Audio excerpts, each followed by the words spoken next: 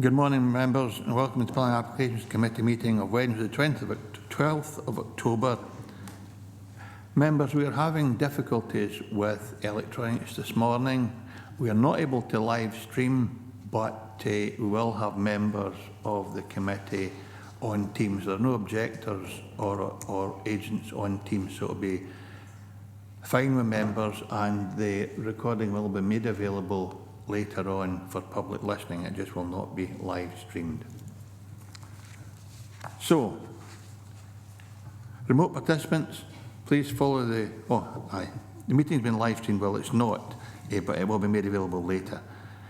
Remote participants, please follow the good practice guidance, which includes muting microphones and switching off your video when you're not addressing the meeting, writing speak in the Teams chat function when you want to contribute. If you're in the hall, you can do this on your iPhone or iPad. Please don't repeat contributions already made by other members. No material should be posted in the chat function if it is intended as part of the discussion. The usual standing orders apply, including that any votes will be taken by roll call. If any member has to leave the meeting, please either leave the Teams meeting for that period of time or write leave in the Teams chat function and then join when you rejoin the meeting so we can keep track of whether the meeting is quorate. All members should speak clearly and directly into the microphone when making contributions and when referring to reports. Please provide reference to the relevant page and paragraph to allow everyone to follow. Please focus contributions on areas where clarification is required or to propose an alternative to a recommendation. The usual standing orders imply, including that any votes will be undertaken by roll call. If, for whatever reason, the Teams function drops, we will pause or have a recess until it's reinstated to ensure that all members are able to participate. I have agreed that we consider one urgent and exempt item of business, which I will take as item 15B in relation to Ken Doon to Tongland Grid Reinforcement Project, following the decision made at the meeting on 9th of June 2022, where members made the decision to agree to delegate full powers to the Chair and former Vice Chair, Councillor John Campbell, to defend or amend the decision of this committee as appropriate, with specialist support and advice provided. There is no decision to be made in relation to this item. It's simply providing members with an update, and I will arrange for a briefing to be circulated to members at the end of the scheduled business today, and I will call a 10-minute adjournment to allow members to read the briefing. So that will happen at the end of this particular meeting today. Tracy, can you confirm the said and I approve remote participation? Thanks, Tracy.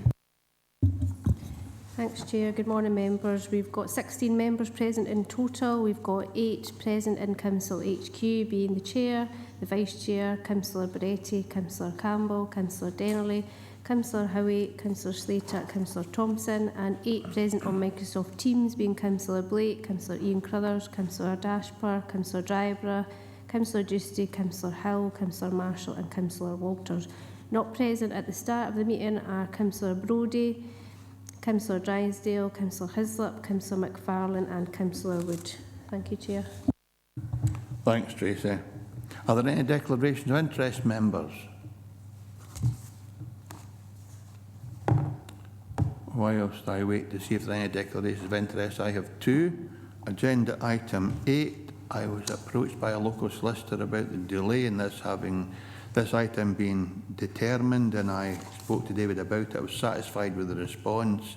I did not ask for an outcome, just simply to learn when the determination is likely to take place. So I proposed to remain, and the same with St Bride's Parish Church.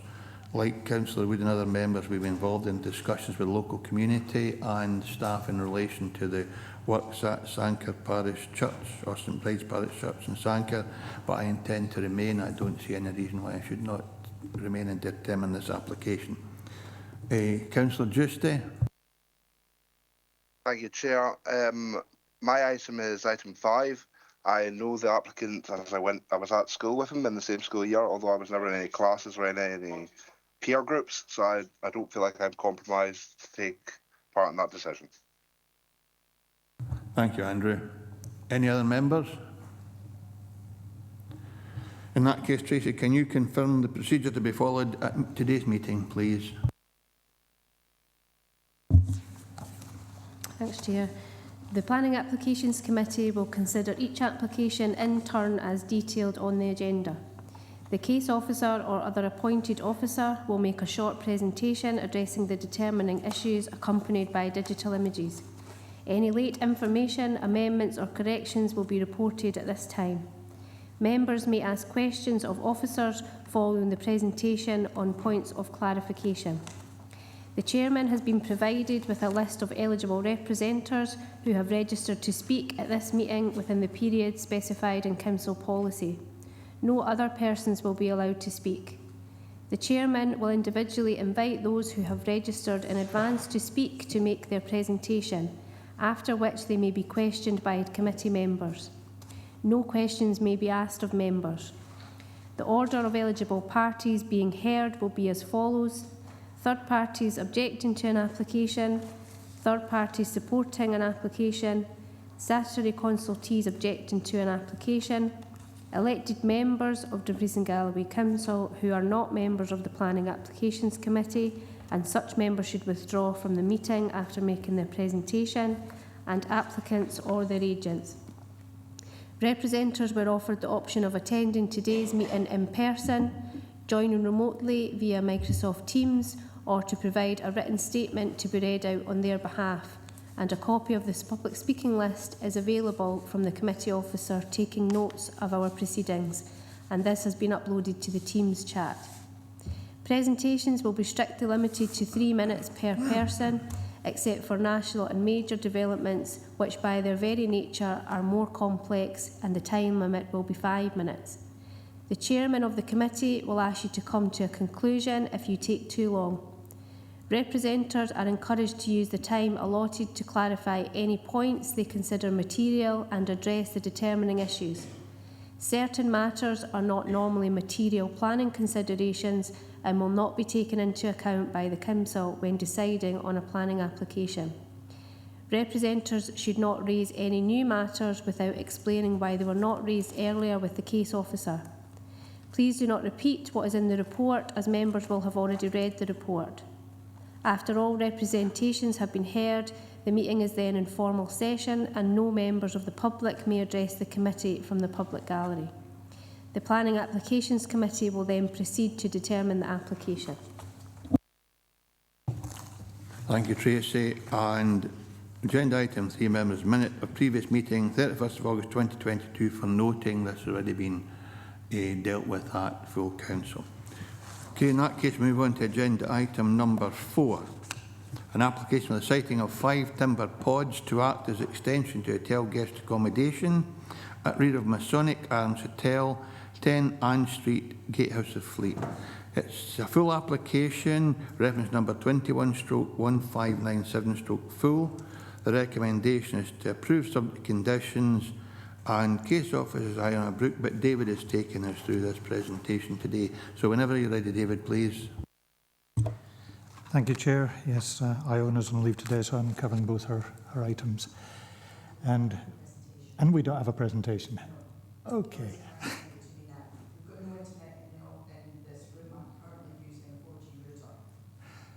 Okay.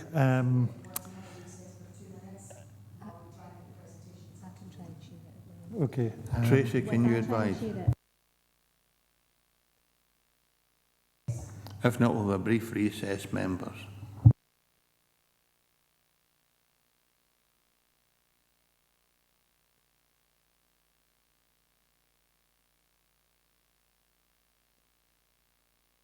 Tony? Whilst we're sorting out the IT problems, is it okay if I bring something to your attention on this first? Yeah, as long as it's relevant, yes. Yeah, on page 23, run 4, lines 4, 5, and I'll just read it. It says pods would be clad in cedar and have anthracite-coloured UPVC windows and doors and grey roof. On page 28... oh, that's all right, Tony. But that's us moving into the discussion on the application, so we haven't started that yet. We're still waiting there. What happens procedurally is the case officer, in this case David, will show his presentations, whatever images he feels are appropriate. Questions for the case officer, probably that's the time when you ask that question.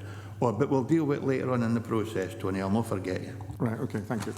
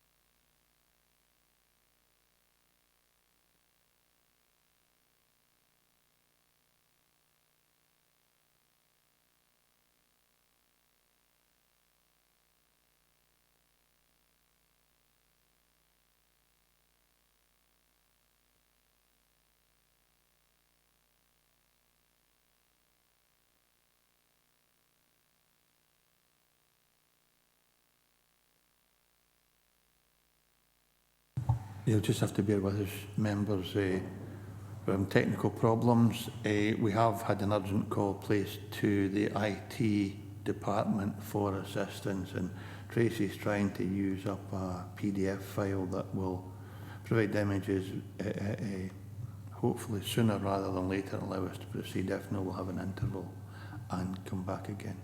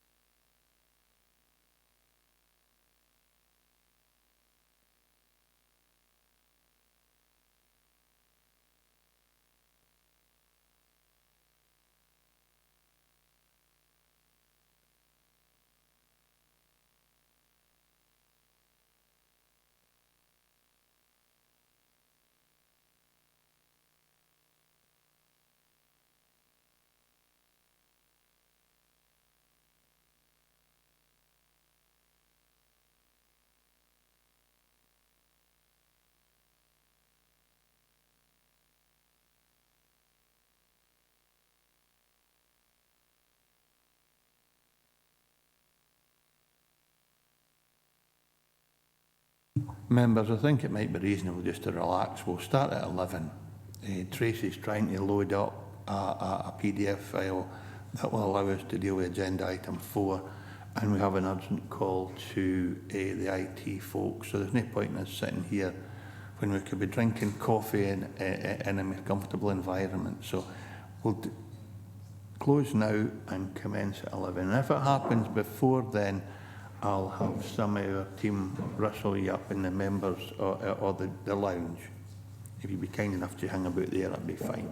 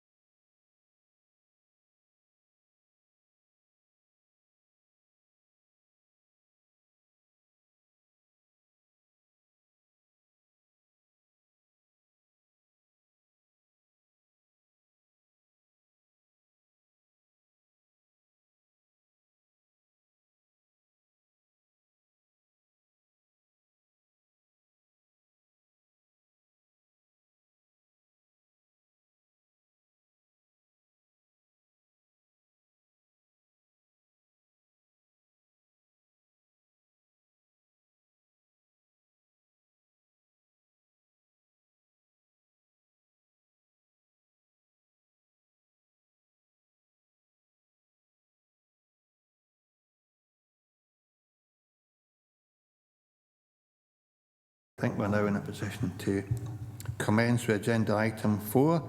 David will take us through his presentation, and then we'll go to questions to the case officer after that. David, when you're ready, please.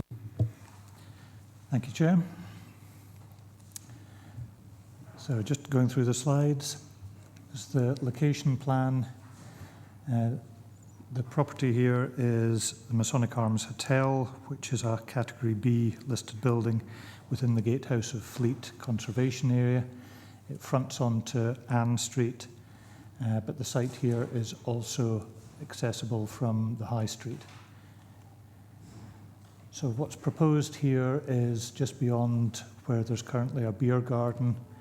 There are proposed to be 5 timber glamping pods. They are anticipating what Councillor Barretti was going to say. In terms of paragraph 1.4, which is correct, they would be clad in cedar and have anthracite coloured UPVC windows and doors. The paragraph 4.5 says timber. Unfortunately, it should read UPVC. So these would be accessed from Ann Street through the beer garden. There is also a potential access coming off the High Street. And these units would be at their highest 3 metres. They're sort of a mono-pitched roof, as you can see. So fairly low impact development, and there's actually a timber screen fence between them and Ann Street. So each has its own area for sitting and sleeping and an ensuite bathroom, so they're self-contained units. So this is an aerial photo which shows that the site is to the rear of the existing hotel, and also you can see the Murray Arms Hotel there to the northwest. There's one property, one house, which comes off that access to the High Street, and just immediately to the northeast is a plot that has received planning permission for a house as well. Some shots taken, obviously not recently, in the site by the case officer. So this is looking east towards the adjoining property, and turning round 90 degrees from that, that's looking to the rear of the Masonic Arms Hotel across the site. And turning around again, so this is looking towards the High Street now and the rear of the Murray Arms Hotel. And that's the access lane which goes through and serves as the vehicular access to the property, which is at the rear. And the final slide is just showing the beer garden and where the access would be through pedestrian-wise.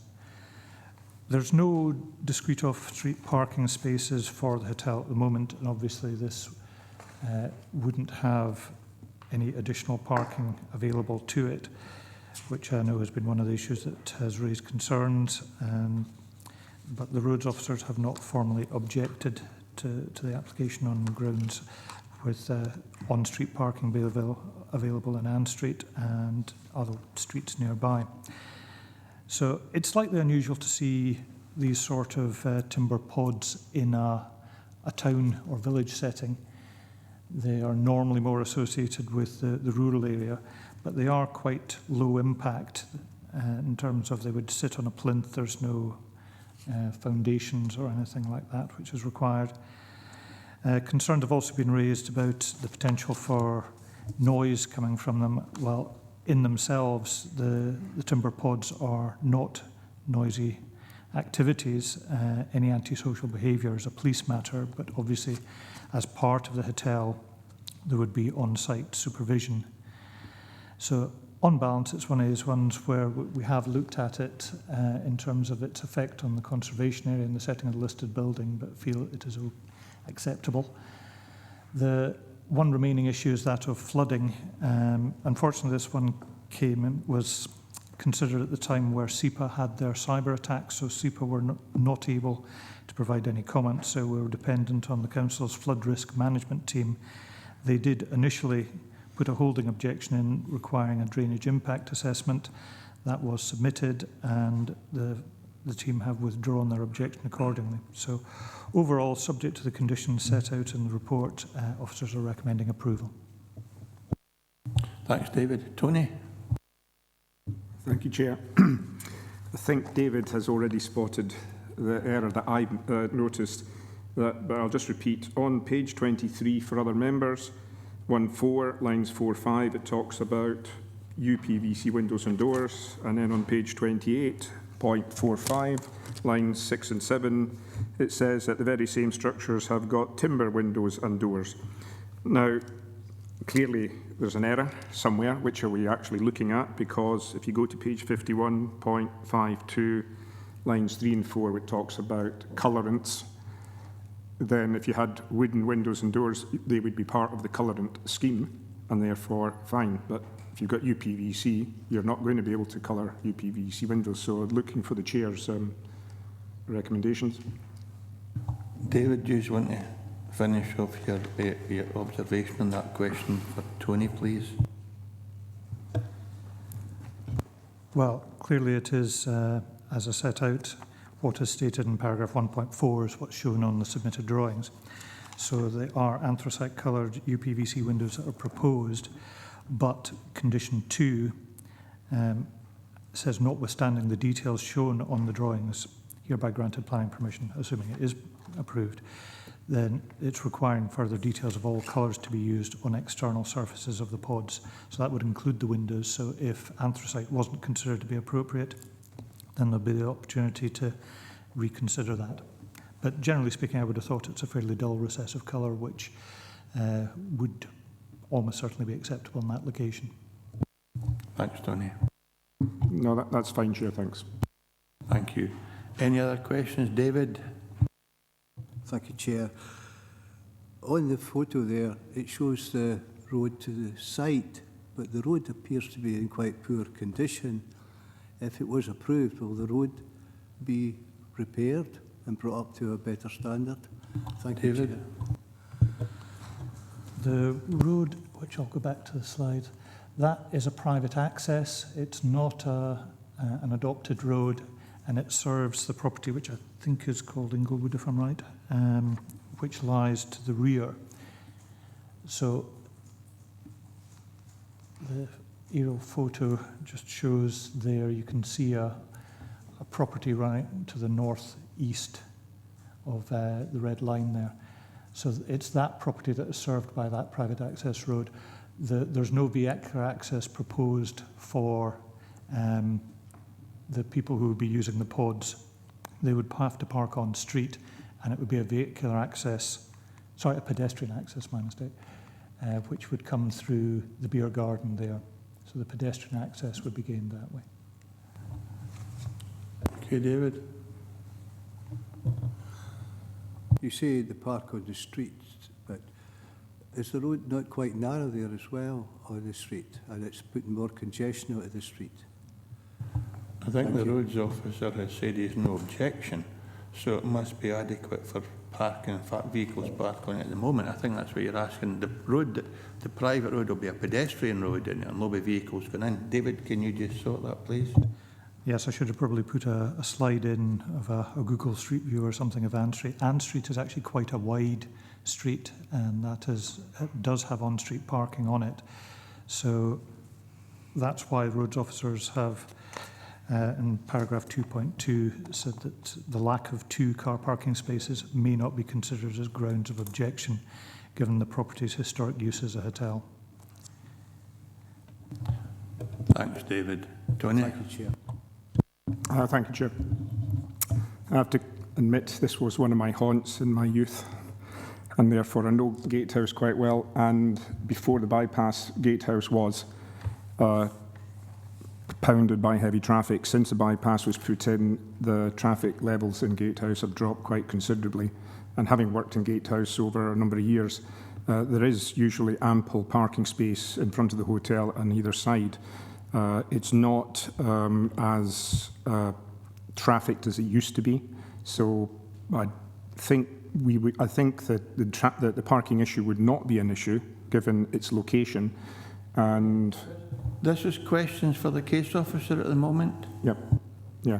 So it maybe doesn't, it's not reflected in these images because you can't show images of every single season. But I would say, from what the case officer said, I have no doubt that he's right. Thank you. Just at the moment, just questioning David on the content of the report itself, but that's fine. If you're happy with that, that'll come out in the debate later. So if there are no other questions for our case officer, we have 2 speakers for the first item. First speaker is Jeremy Brock. If you'd like to come forward, please.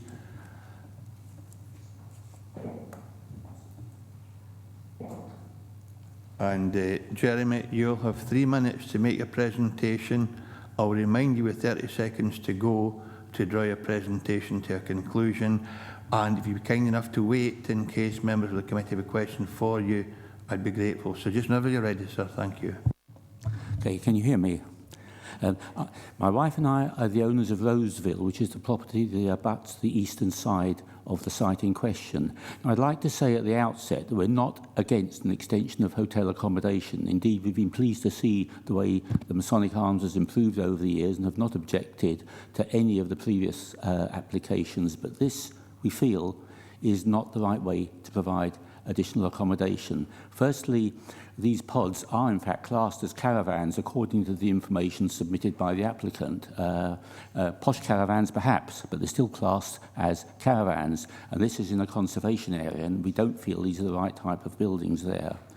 We're concerned that if they're just going to be used as extension to the hotel accommodation, why they need to have an enlarged external decking terrace, which surely will encourage people after dinner to come back with a few drinks and have loud conversations with their friends into the wee small hours. Why do we need to have a decking terrace on something that is basically meant to be just an extension to the hotel accommodation?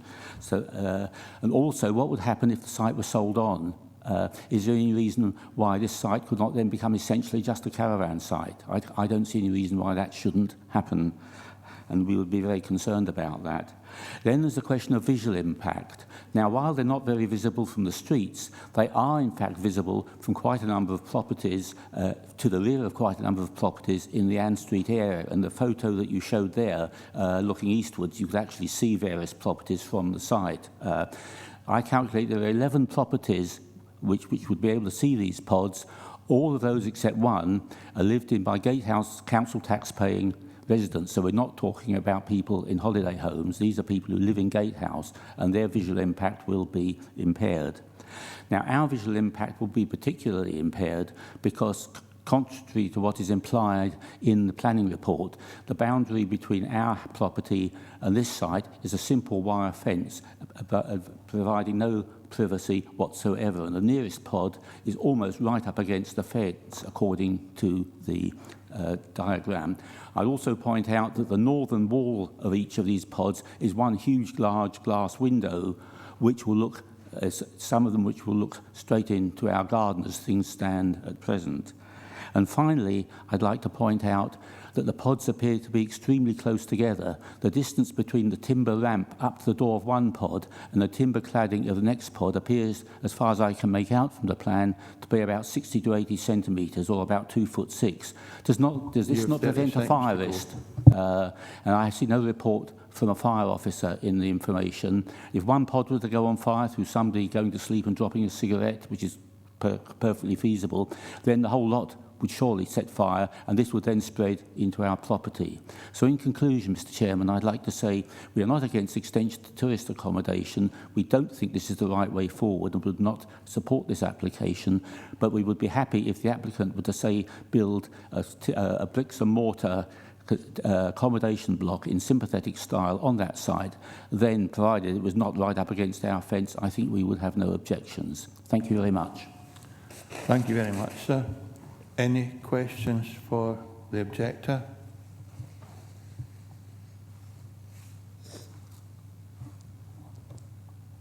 In that case, sir, thank you for your presentation. If you'd like to resume your seat, I'd be grateful. We now have Helen Keating, an objector, please. And again, Helen, you will have 3 minutes to make your presentation. I'll remind you with 30 seconds to go to draw your presentation to a conclusion. If you're kind enough to wait in case members have questions for you, I'd be grateful. And just whenever you're ready, thank you. Morning, everyone. My name is Helen Keating. I'm a resident of Ann Street, but I've been involved for years with the Lade system.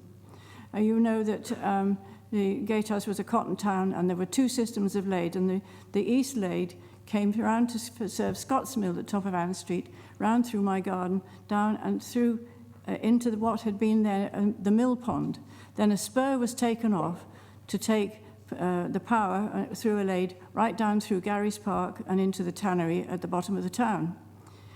That was blocked off in about the 1930s or 40s when it flooded the Murray Arms garden, as it was then, and it was left blocked.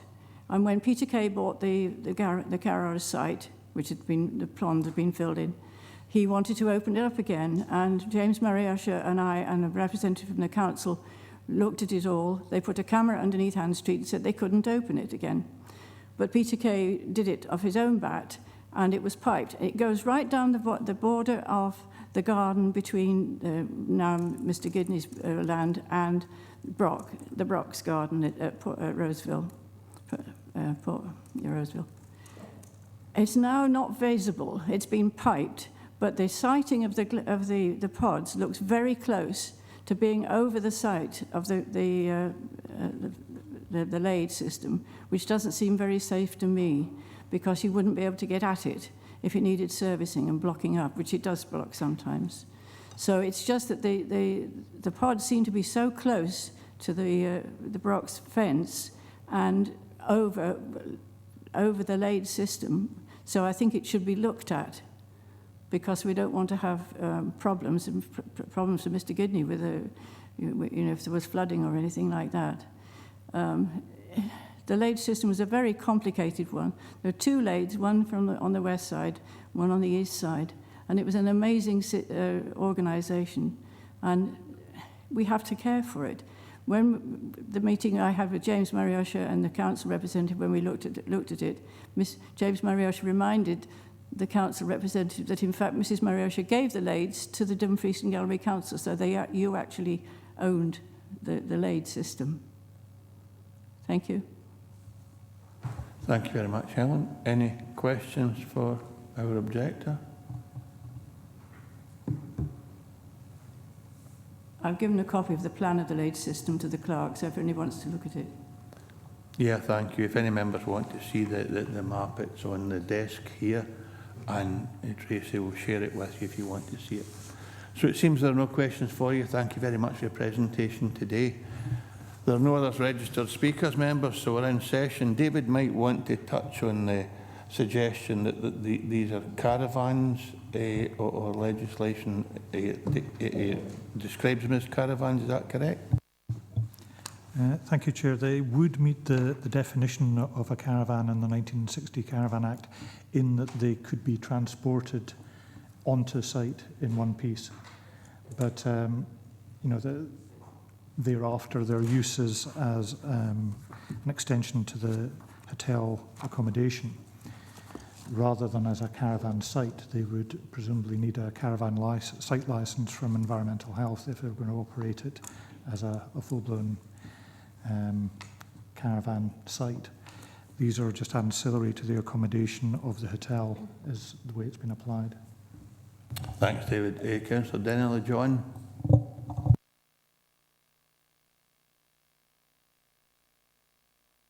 Can you put your microphone on, please, and speak closely to it so that other members can hear? Thank you. Good morning, Chair. I would like to ask for clarification when we were talking about the pods being a caravan. Are they permanent or are they temporary in that situation?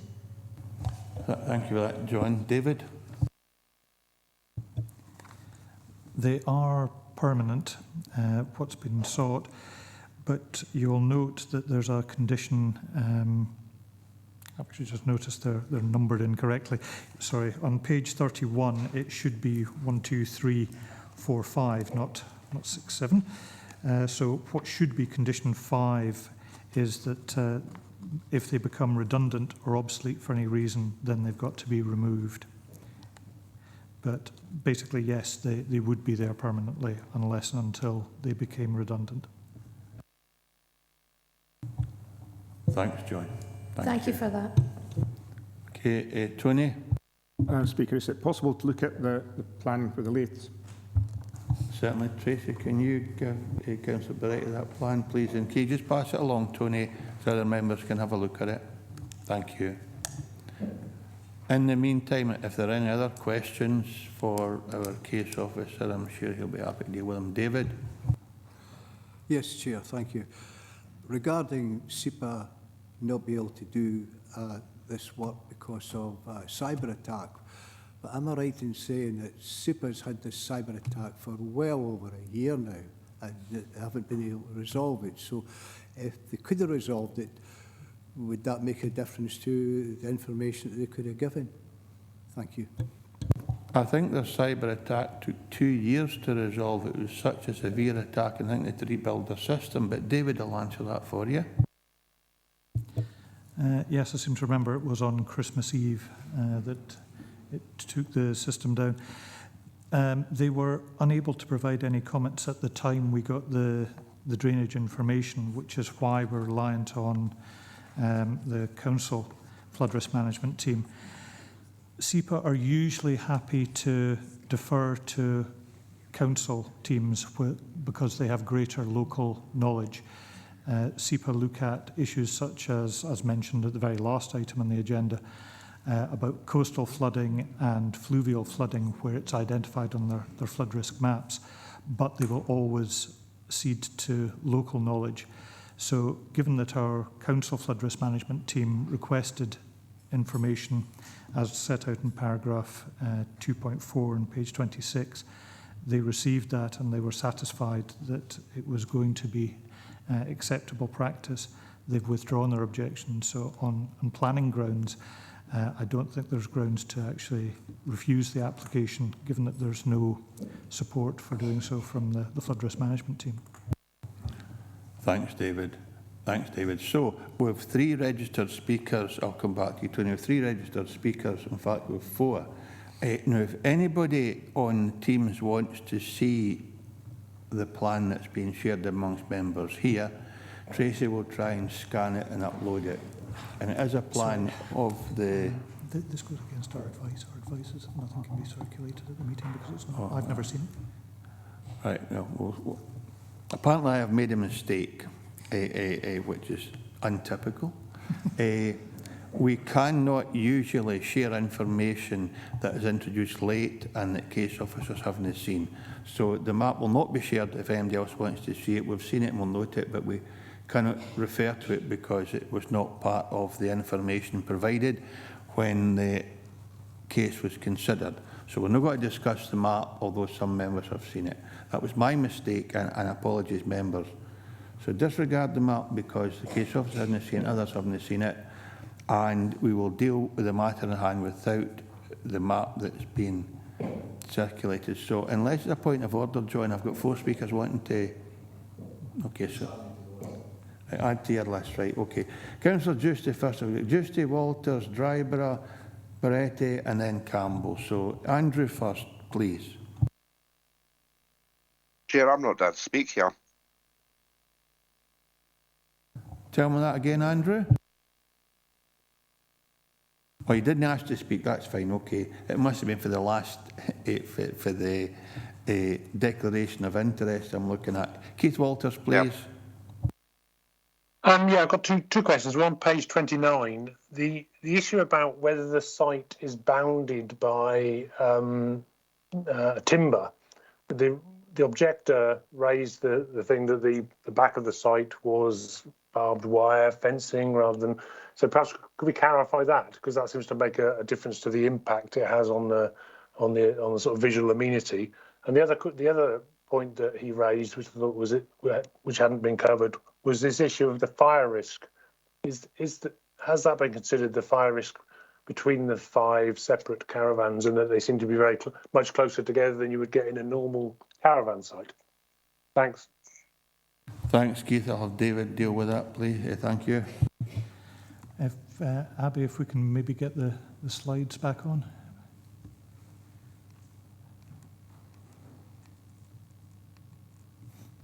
Yes, that's the photo there that clearly shows you've just got post and wire fence running along the boundary. Yeah, thank you. So that shows it there. I think what was referred to was on the plan, they show that, I can't actually see it.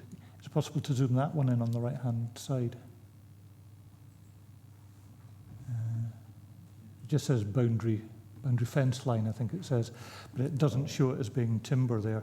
And quite clearly on the photos, it shows it is a post and wire.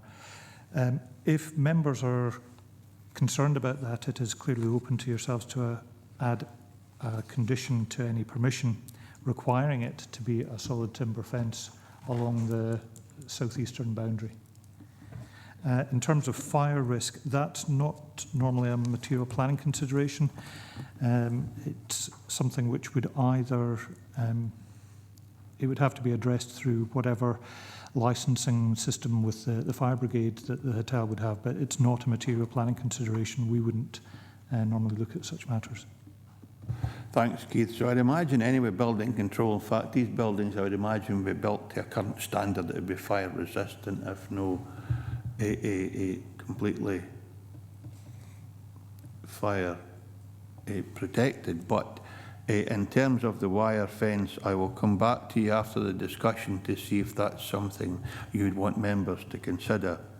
Happy with that, Keith? Yep, thanks very much. Thank you. Councillor Driver Artsy, please. Chair, did you say we were in session? We are in session, yes. I will just members are still clarifying matters, but yes, we're in session. Thanks very much, Chair. And it was actually on that point. If the suggestion is that members were to approve this, we had a further recommendation that the fencing along that particular area is in wooden cladded rather than wire fencing. I would recommend that we go with the decision with an additional recommendation of the wooden panel fence. Thanks for that. Is that something you'd want to second as a proposal, Keith? Yes, yeah, I'd be happy to second that. Thank you. So I'll ask members when we're getting to the decision, after the decision to be made, whether or not members are wanting to take that into account. Councillor Barretti, Tony. Thank you, Chair. Fortunately, there is a question about the lathes because, irrespective of whether or not I've seen that, I already knew that this system existed in Gatehouse because the museum in Gatehouse has a model representation of all the system as it was full operational, which is also part of the question. The Gatehouse Museum has a replica wheel which is operational, although it's not producing power. It's there to inform and show how Gatehouse worked as a cotton mill. The flooding issue may well impact, and the decision may well impact, the volume of water that's going into that section of the active lathe. Now, I don't know if David has considered that or thought about that, but I know that one is a bypass, one would go to the old mill, which is no longer there. It used to be a brewery as well, and the other one goes to this active wheel. Well, David wasn't the case officer. I'm presuming the case officer would take into account the former use of that whole area and the flooding aspect. But if you can just answer the question that Councillor Barretti is asking, David, please. Well, just flicking through the report, and assuming it has been summarised correctly, I don't see anything which was raised by the Community Council about flooding. I don't see anything in the representations about flooding. It's noted about the effect on the conservation area, neighbouring privacy, car parking, noise issues, but really this the only time that the issue of potential flooding was looked at was with the Council Flood Risk Management team. I'm obviously aware, having been involved years ago with the garage site and of the lathes in the area. So, yes, I have to assume that the case officer did have knowledge of that and looked through that, but because we don't actually have a formal objection from the flood risk management team, as planning officers, we're finding it difficult to have any grounds to actually refuse the application on that basis. Thanks, Tony. John Campbell. Yeah, thank you, Chair. Yeah, it's just a bit of clarification on the elevations and floor plans. I'm looking for, you know, what are these structures actually built on? You know, is there some kind of foundation, or is it just sort of like some of the other pods that we've seen that they tend to just sort of be on wooden pillars or something like that, or built up off the decking or off the actual ground itself? Thanks, Chair. David. My understanding is that they would actually just be sitting on a, they'll be sited 300 millimetres above ground level on a sort of plinth. They're not built into foundations. So in fact, that would mean that they were, if there were a flooding issue, they would potentially be quite easy to remove in comparison to having full-blown foundations in a permanent building. John? Yeah, thanks very much. That's kind of cleared that one up, because one of the objectors, you know, he said that if it was a brick-built structure, I think that would have more of an impact on the leads rather than these kind of structures. So I'm fully supportive of this, you know, application going through, Jim. Thanks very much, John. So we have a proposal from Councillor Dryburgh, seconded by Councillor Walters, that we approve the application subject to an additional condition requiring a wooden, solid or lattice type fence being placed along the eastern? Southeast boundary. Are there any alternative views? And is everybody happy with that additional condition being attached? I've got consensus here. If I don't hear from anyone else, I take it will be unanimously agreed to approve this application subject to the construction. I take it 1.8 metres high, David, unless otherwise required by officers. Chair, I would recommend that you actually have a suspensive condition requiring details of exactly, so we know exactly what's coming in. But yes, 1.8 is the standard height of a timber fence. Members happy with that? The suspensive condition and officers deal with it. Okay, confirm the decision of the committee, please, Tracy. Thank you, Chair. Members have agreed to approve the application subject to the conditions detailed in the report, with an additional condition being a suspensive condition requiring the details to be submitted to the Planning Department on the erection of a wooden panel fencing around the south-east boundary of the site. Thank you. Okay, we move on to agenda item number 5, an application for the erection of a dwelling house and detached garage at land adjacent to Hyde and Duff Cottage, Leswalt. The application type's a planning and permission application. Reference number 22/1412/PIP. Recommendations to approve, and the case officer is Iona Bruton. David's taken us through that application today. David, when you're ready, please. Thank you, Chair. And just to clarify, it is in fact refuse is the recommendation on that one. So Hyde and Duff, you'll note in paragraph 1.4 and 1.5 has been subject to a number of applications and unauthorised development, so there are ongoing enforcement issues with the site for a use as vehicle storage and repairs, and there is a building on site at the moment which is unauthorised, as indeed is the surfacing. So just so you're aware of the background.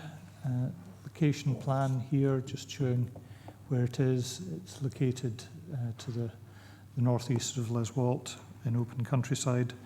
There are a number of houses which have been approved over years in a sporadic nature nearby, but it is not identified as a small building group, nor in terms of the council's criteria for analysing whether something is a small building group.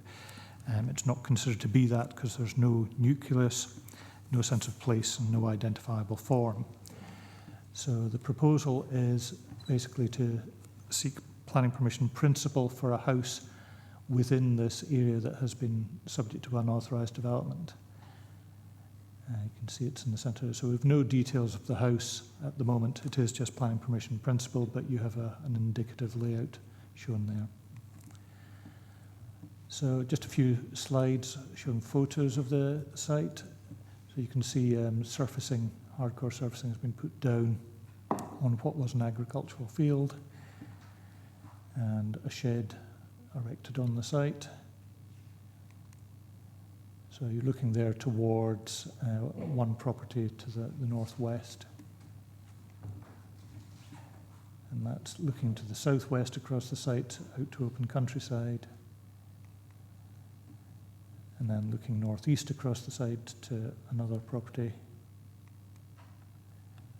And that's all the photos that we have. So basically, in terms of policy H3, which is the relevant one for housing in the countryside, it is not considered to be a small building group. It's not identified as such, and it doesn't meet the criteria as set out in paragraph 413. And there's no other justification has been put forward for any special need for a house in the countryside. So as such, it's recommended for refusal as set out on page 40.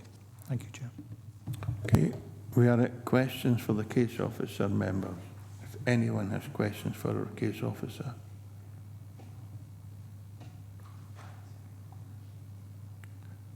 In the absence of any, we'll have one member. Chair. Councillor Giusti, Andrew Giusti, please. Thank you, Chair. Can you hear me now? My mic earlier on, I think, was muted. Yeah, you're fine now. Yeah. Oh, excellent.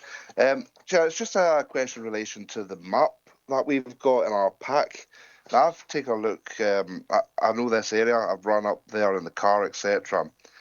And I'm looking at the map. The map doesn't look like a good. It doesn't look like a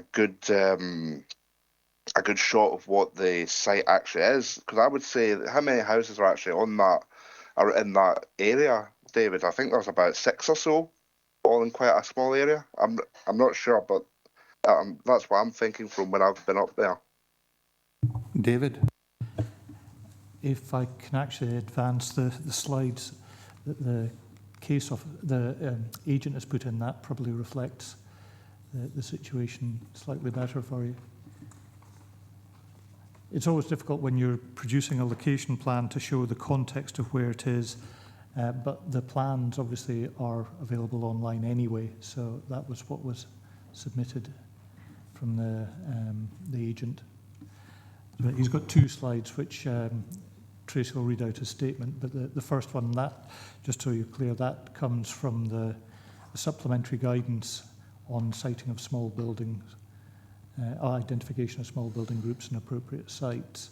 And the second one was one which he put in to show the context of other houses that have been approved in the past. But I don't know, that's jumping ahead to what Tracy's going to read out. I was still at questions. So obviously, Andrew, you can come back. That information will be presented, and then I'll ask you to come back again. No problem, Chair. Thanks, Andrew. So any other questions for the case officer? We have a statement from Clark Preston, the agent, and Tracy's got to read it out now.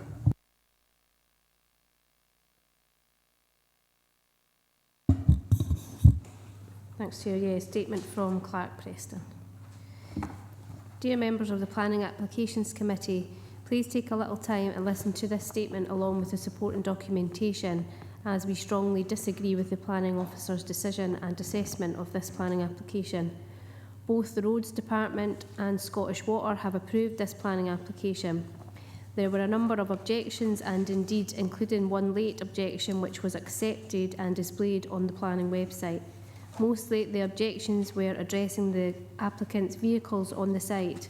The applicant has had all vehicles removed for over 4 months now, as instructed by Dumfries and Galloway Council. The Planning Officer did not undertake a site visit. The Planning Officer did not undertake a site visit, and if a site visit had been undertaken, would have confirmed that there is no vehicles on the site. Regardless of the vehicles, this is a planning application in principle, and relevant planning policy should be applied. This planning application fully complies with the Development Plan Policy H3, Housing in the Countryside, and associated supplementary guidance. The site is well related to a small building group. The application site has existing vehicle access and define boundaries out with agricultural land. Please see location plan scale 1 to 1250, which clearly shows that the application site is well related to the other dwelling houses. Please also see the supplementary guidance. Clearly there is more than 3 dwelling houses well related, including the application site. Could you put that presentation back on? Small building group criteria as follows. 1. Are there 3 or more separate habitable or occupied houses at the proposed location? Yes, there is. See the location map. Are the houses well related to each other and do they create a sense of place? Yes, please see location plan and supplementary guidance. Can the houses be viewed as a group in the landscape? Yes, quite clearly they can be viewed as a group. Taking these points together, the conclusion of this assessment is that the necessary tests are met. It is a suitable small building group for the purposes of policy H3, in which the application site forms part of this group. I trust you will agree, extremely like the application site on the supplementary guidance, the application site is defined boundaries out with agricultural land. In reading the above, You have 30 seconds to go, Tracy. along with all application documentation, I trust you would agree this planning application should be approved, and respectively ask members of the committee to approve this application or indeed undertake a site visit to determine. Thanks, Tracy. We can't debate a written representation or statement, so we're in session. Councillor Thompson. It was just a quick question, if I may, in relation to the status of the land that's now been developed unauthorised. So is that now brownfield land? Because our classification was that would be agricultural land. So I'm just sort of curious, following on from this, how should we consider that piece of land? Thank you. I'll let David answer, but I'd hope no, because that means that MD can go and put down some stones and it suddenly becomes a brownfield site and therefore ready for development. But that's not my view. That's my view, sorry. That's not maybe the professional view. David. Thank you, Chair. Well, it is brownfield land in as far as development has taken place, but as outlined, it's unauthorised development. The authorised use is as agricultural land. So the arguments that were put forward there about there's well-defined non-agricultural boundaries to it, well, they're unauthorised. Stephen? Yeah, thank you. And that's partly why I asked the question. So going forward, how would we, are we realistically to expect people to revert that back then to agricultural land when we were considering future development plans, for example?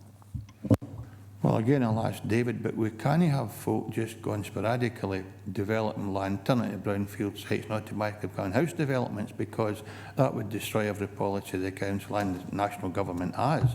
But the question's for David and no me.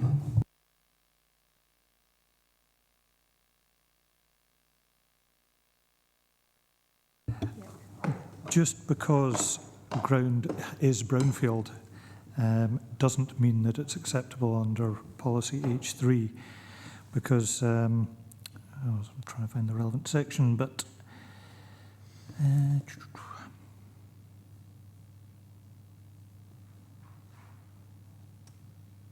yes, it would involve the beneficial redevelopment of a brownfield site. So really what the intention of that line in H3 is, if you've got a disused industrial development, an open countryside that is an eyesore, then it might be beneficial to have that removed in certain circumstances.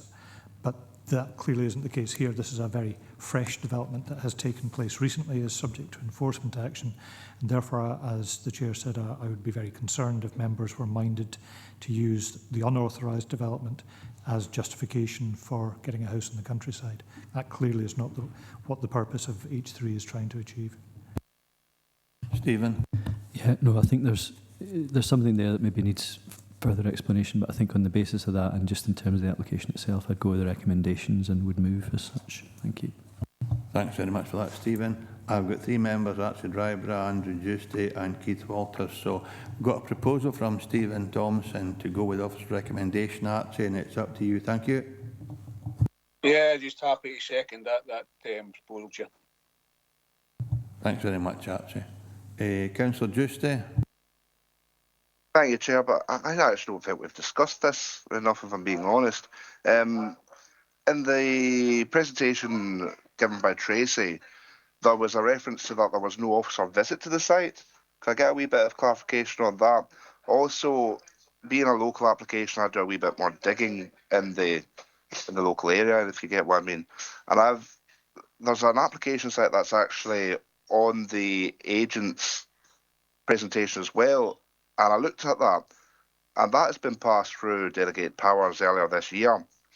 And so to me, that says that there must be a small housing group there, or so there was in that application. I know that we have to look at them separately, but they are very similar, and that can't be denied. Thank you, Chair. Thanks, Andrew. Well, we don't discuss representations that are made and read out by the clerk, but David will deal with the issues you've raised, Andrew.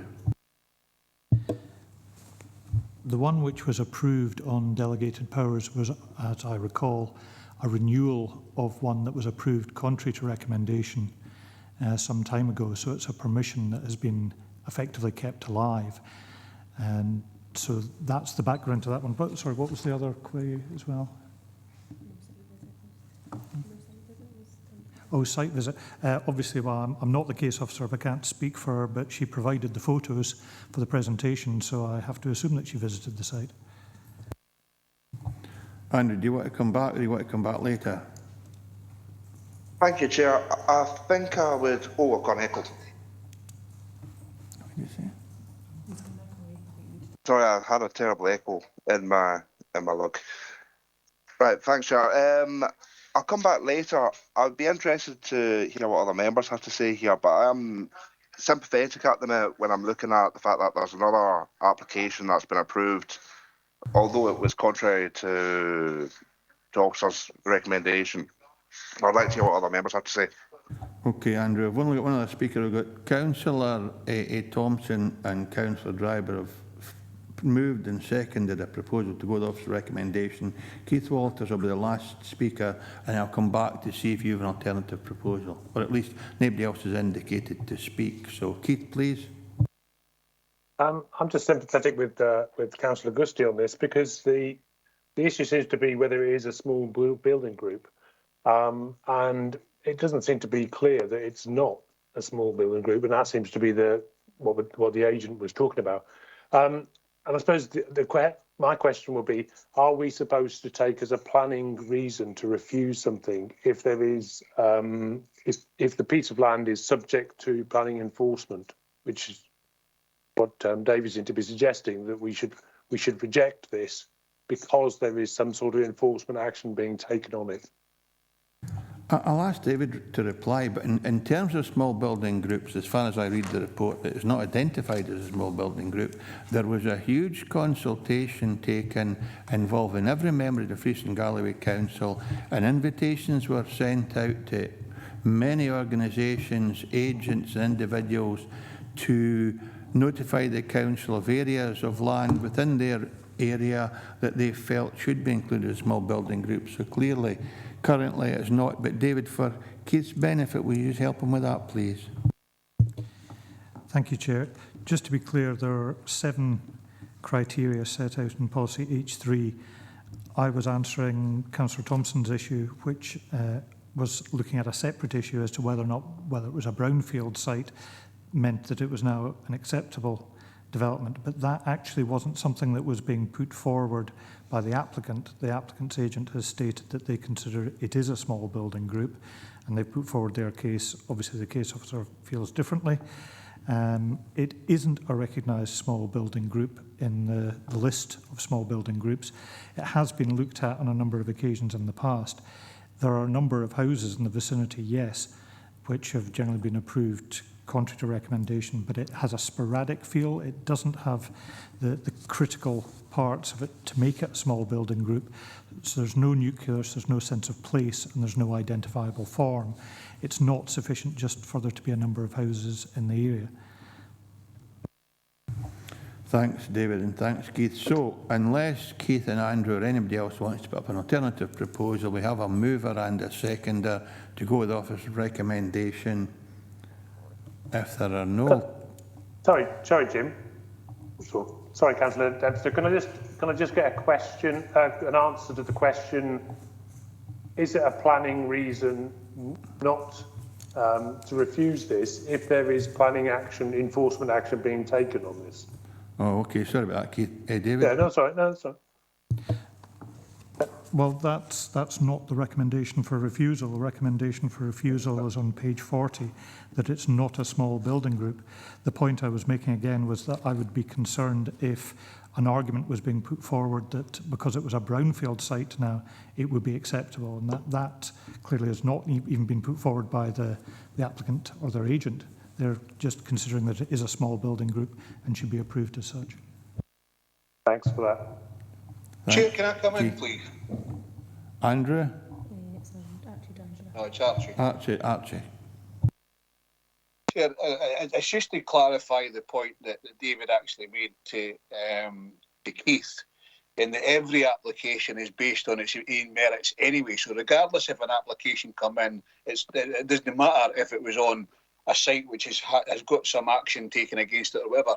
Every application is based on its own merits, and it's judged that way by every officer. So no, Keith, it would actually come in as a planning application on that grounds. Thanks for that, Archie. Okay, so it's been presented. Members in the room have noted a proposal. If there are no alternatives, we'll go with officer recommendation. Can you confirm the decision of the committee, please? Oh, who is it? Andrew Justy. Thank you, Chair. I would like to propose that we go on a site visit. I think that it should be for the members to decide if this is a small building group or not, and for the members to get a feeling if there's a nucleus, etc. And that's my proposal. Can you just repeat it, please, for Tracy and me? Oh, sorry, I could be a wee bit quick, so I can't, Chair. So I propose that the members go on a site visit, and it's for the members to... It's for the members to decide on if they are satisfied if there's a nucleus or a justifiable small building group on the site.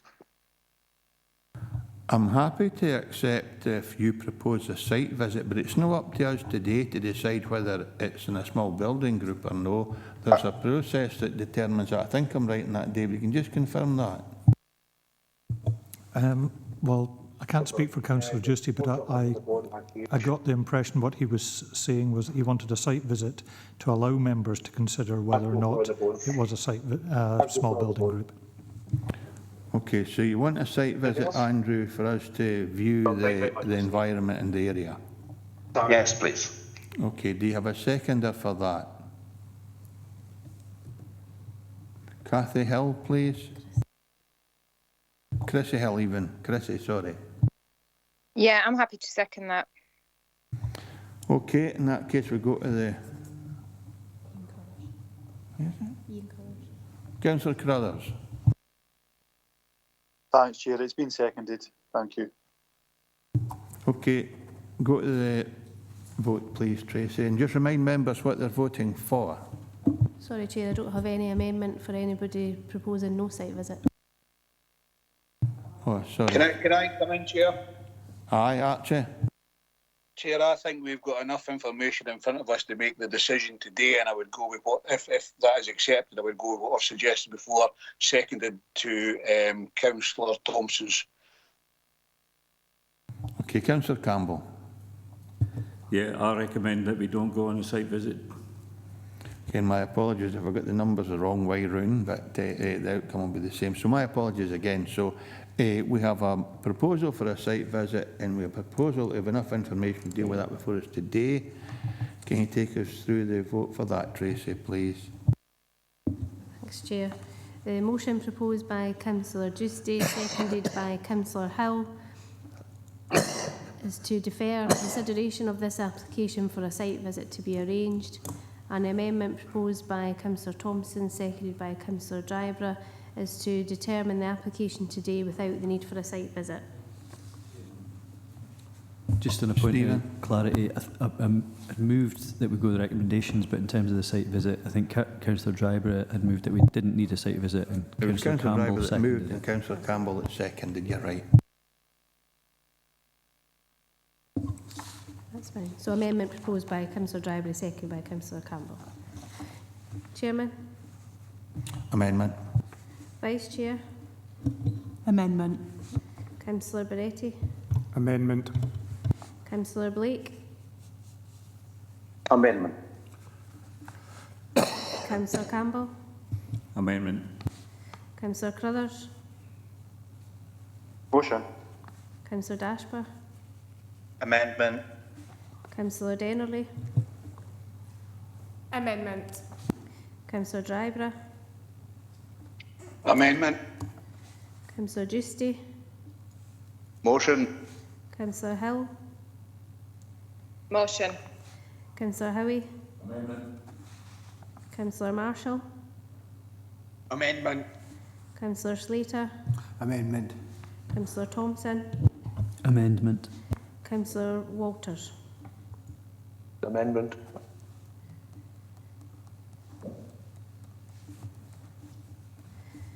And the amendment is carried 13 votes to 3, so the application will be determined today without a site visit. Thanks for that, members. We have a motion now from Councillor Thompson, seconded by Councillor Driver, that we go with officer's recommendation. There are no alternative motions or amendments. Chair. Andrew? Thanks, Chair. I'm going to put in an amendment, that we approve this contrary to housing conditions, contrary to LDP. I personally believe that there is a strong case for a small building group here, and I would propose that we grant this, subject to officers' conditions. Okay, do you have a seconder? I'm happy to second. Okay, Chrissy, go to the vote, Tracy, please. Okay. I take it, David, it will be contrary to policy and the normal conditions will apply. Well, Chair, I'm wondering if that is correct, because it's the case that Councillor Giusti is putting forward is that he considers the amount of buildings in the area means that it does constitute a small building group. So therefore he considers that it would be in accordance with policy and should be approved subject to conditions. No, it's not a small buildings group at the moment, and it's not listed as such. But there is a mechanism that I think you're probably recalling the days where we used to have small building groups, and they had to go through all the area committees and take a long time to be approved. There is now a process in the supplementary guidance that allows for the consideration and evaluation of a small building group on a case-by-case basis. So certainly it's been assessed by officers and we consider it doesn't meet a small building group, but there are a number of properties in the area. I would certainly say if there was nothing else in the area, clearly it would be contrary to policy. But Councillor Giusti, as a local councillor, I think is saying that he considers there are enough houses in the vicinity and there's that renewal of a permission nearby, which means that it does meet those terms. But not today. Well, I've got Ian Carruthers wanting to speak, and I've got Stephen Thompson. Ian, and we're not going to get into debate about whether or not it's a small building group today, because currently, in the definition that we have, it is not a small building group today. Ian Carruthers, please. Thank you, Chair. I think David summed it up really well there. So policy H3, there's 6 parts to that when it comes to building in the countryside. Small building group is one of them, and what I've heard is Andrew's argument is that he feels it meets those specific parts. I think David's outlined that with his local knowledge, and certainly so we could have different understandings, whether the planning officer, councillors, different interpretations. I've seen that happen in the past, Chairman, with that, so we felt that it does meet the requirements to meet that particular part of our policy. So happy to support Councillor just in regards to that. I know it's been seconded already.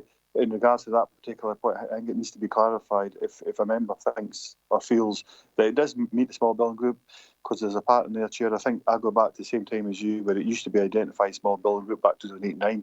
We changed that process, as David has already outlined, and now it's 3 or more. And I think that's the point where Andrew's picking up on. It doesn't have to be identified within a particular local development plan.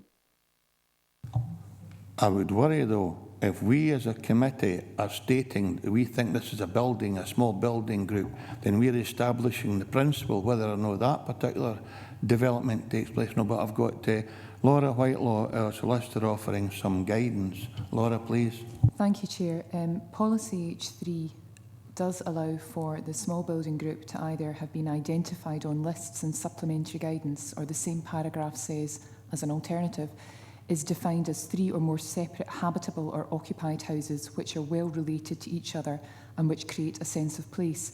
So if Councillor Geesty is suggesting that he thinks that there are 3 or more separate habitable or occupied houses which are well related to each other and which create a sense of place, then what he is saying is that he thinks it is in accordance with policy H3, because it's an alternative to the list. And the case officer we have says that they don't. Is that the difference? The case officer is saying that on her assessment it is not meeting with either the list or the alternative, but what Councillor Geesty is suggesting is that it does meet the alternative, so it's in accordance with policy. So we can accept Councillor Juicy's proposal on Yes, the basis? on the basis it is in accordance with policy H3. Right, okay. Right, Andrew, I've got that. You've proposed that, and Ian Carruthers, is it that seconded it, or Chrissy Hill? It was me, Chair. Okay, Chrissy, in that case, we'll go to the vote again.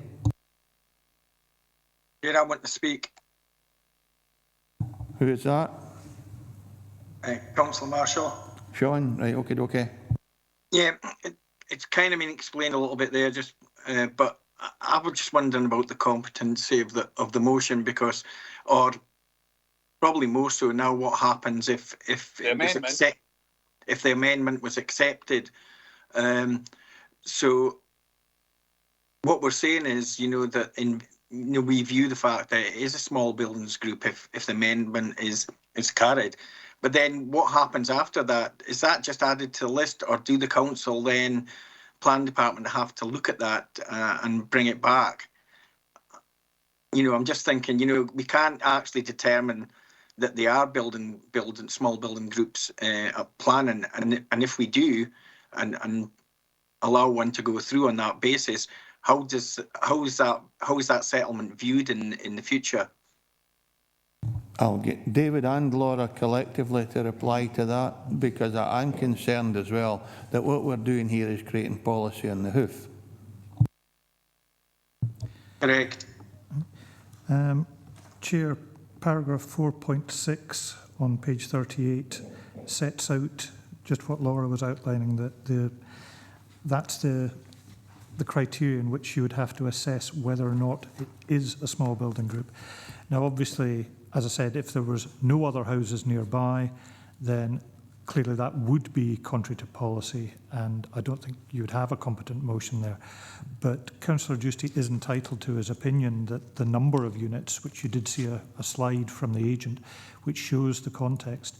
So what would happen is, effectively, you would be approving today that this would be a small building group. The Hyde and Duff small building group would be considered and would be added to the list. Now, that doesn't necessarily mean that there are other sites which are suitable for development, but it would be identified as a small building group going forward. Don't know if Laura wants to add anything to that. Thank you, Chair, and thank you, David. In addition to what David has said about the policy and the supplementary guidance at page 6, paragraph 2.4, it specifically says, the current list of small building groups that meet the above definition, which we've already looked at, are available on the Council's website. And this is the important part. This list will be updated to include new groups which meet the definition and where planning permission has been granted for additional development within the group. So there's provision within the supplementary guidance for the list of small business building groups to be updated. My worry, and obviously if that's what we have to do, that's what we have to do. But we could find ourselves in a position where 43 members decided where small building groups were, and suddenly 8 decide here's a new one, and that's what happens. Because that's the kind of proportion that will win the day in this particular environment or setting, given the number of members that are here. But anyway, apparently it fits the policy, so we're going to go with it.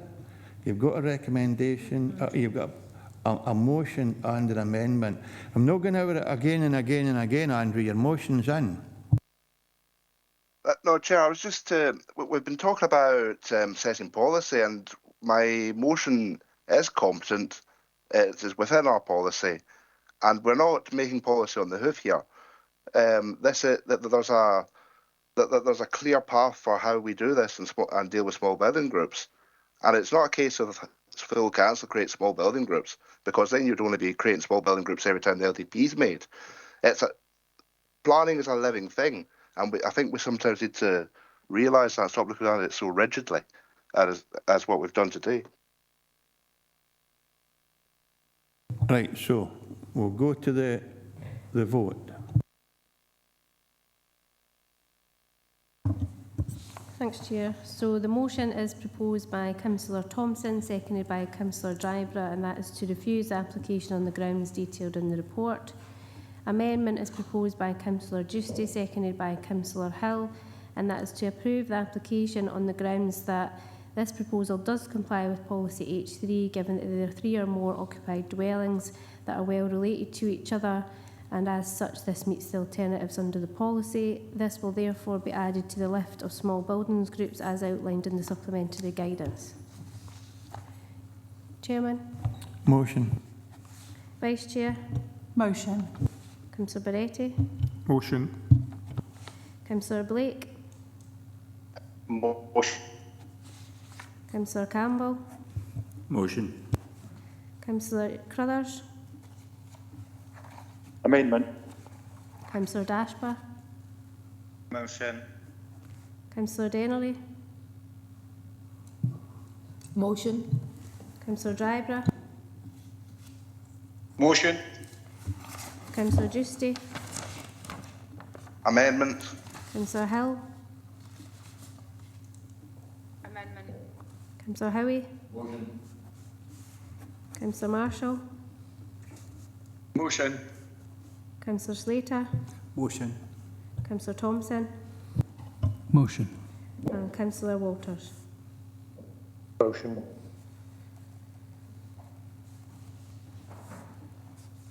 And the motion is carried 13 votes to 3. The application has been refused on the grounds detailed in the report. Thank you, members. It's 12 o'clock. John, would you like a 5-minute break, or will we stop at 12:30 for lunch? I'm happy to carry on till 12:30. Thank you very much. I'm also conscious that our British Sign Language folk are really busy, but thank you for that, John. Okay, move on to agenda item number 6. Oh, Keith, did you want to come in? Chair, sorry, I have made a mistake here about the declarations of interest for item 7, so I wasn't sure when would be a good time to say this. You want me to say it now or before the item, or do you want me to? If it's come to your attention, you might as well do it now, Keith, and that'll save any problem later on. It's my fault. I failed to realise that I actually know one of the objectors to it's item 7, Locker Briggs, isn't it? Yeah. Yeah, Locker Briggs School. Which agenda item is it, Keith? Item 7. Item 7, okay. And are you leaving, or is it declaration such that you intend to remain? Yeah, the declaration is that I know one of these, and I'm a member of Cycling Dumfries, and I've also been on a visit to the Locker Briggs School with Cycling Dumfries. But I hadn't formed an opinion on it, so I'm quite happy to stay in the meeting. Thank you for that. Okay. Sorry about that. That's fine, Keith. It's no problem at all. Just thank you for making that declaration. Agenda item 6, an application for the erection of a dwelling house and formation of access and footpath at Bar Hill Road, Dalbeattie. This is a full application, reference number 21/1275/full. The recommendation is approved subject to conditions, and it should have been Judith Turnbull, but I think David has this up this agenda item as well. So David, when you're ready, please. Yes, apologies, Chair. I'm covering for a rather lot of people today, so you will get sick of my voice. Bar Hill, you will recall at the August meeting, your last actual meeting, there were 2 houses proposed within this overall development, which were both approved. This one is slightly different to those two in that it's the first one that is along the site frontage with Bar Hill Road. And I'll just run through the slides to let you see the context. So you'll notice the red line actually includes the footway running right along Bar Hill Road in addition to the house. That's an aerial view of the overall site, which is identified for, well, it's identified for 30 units within LDP2, but we know in fact it's proposed for less than that, 12 units. So this is the actual plot. So the red line, as I say, does include the footway, which would be proposed. This is one of 4 plots which are identified along the road frontage. It's the furthest west one. Any further west and you do get into issues potentially with flooding. But this site here, you'll notice there's no objections from SEPA were able to comment on this one, or the Council Flood Risk Management team. And that shows the areas of the flooding. So this is as far west as you can safely go out with the floodplain. Just showing the layout of the development. Quite a lot of self-seeding vegetation on the site, as the photos will show, which should be removed. There is a recommendation for some additional planting to go in on site to try and offset that, but there's limited space there. House design, maybe a little bit Marmite, I have to be honest. I'm not hugely keen on it, but a 45-degree roof pitch is quite a traditional roof pitch, and it's got accommodation in the roof space. And as some of the photos will show nearby, there are houses which are similar. So that's the site identified with the little red arrow there. So self-seeding vegetation on the site at the moment, which would obviously have to be removed. But nothing of any particular note on site. Now this shows some of the other properties in the context which also have similarly steep roof pitches, in particular the top left photo there of the care home nearby, which is an even steeper roof pitch, and that's on the opposite side of the road, diametrically to the southwest. So there are precedent of similar roof pitches in the area. There's no one homogeneous design in the area. So again, another photo just showing the context of the site. So subject to the conditions which are in the report, officers are recommending approval. Any questions for our case officer?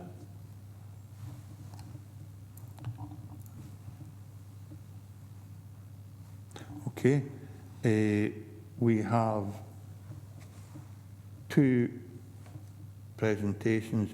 Margaret Kopp, who's an objector, statement to be read by our clerk, and then David James in person. So whenever you're ready, Tracy, in just 3 minutes as usual. Thank you.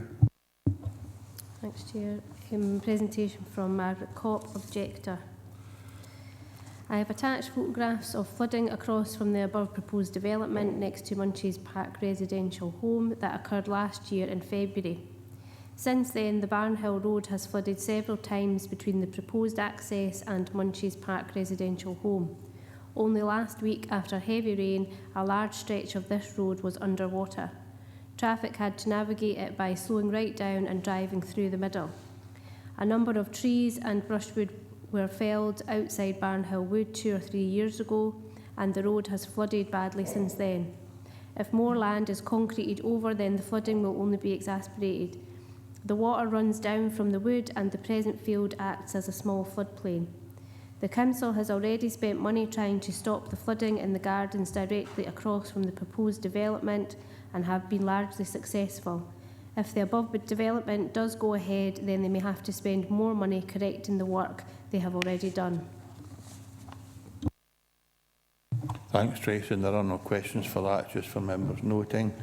We've now got David James. David, just when you're ready, please. I'm sure you know the format, David.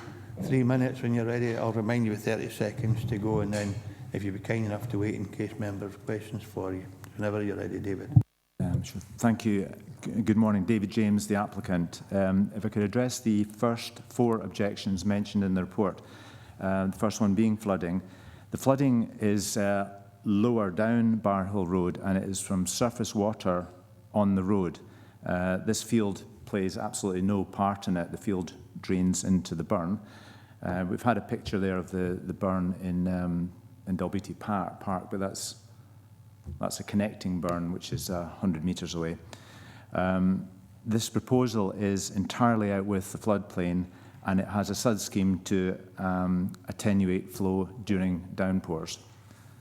So if I would think of the objector's own house, it was built before we had these type of mitigations, and it was built on the floodplain, but this sits above the floodplain and will have mitigation. That means that the water coming off the site will go at the same background rates it would if it remained a green field. Ridge height difference was mentioned by someone. It's a slight difference. It's about 10% to the property on the opposing side of the road, so that would be about 35 metres away, 3.5 metre difference. The objector raising that has a house which is about a 30-degree difference to their neighbour. Ecology was mentioned. It's harder on small plots to do much for nature, and people will introduce dogs and cats. But I'm still determined that the whole site, as 8.5 acres, will achieve a higher biodiversity in the end than it has today. Amenity, one objector and the council called for a bitumen footpath, and that big ticket item is now in the project's basket to come on realisation. Another called for a green corridor to the woodland. The LDP recognises that we already have such a green corridor, and perhaps unusually for a developer, I argued the amount of units down by a great amount, precisely to protect the green corridor and the amenity for all.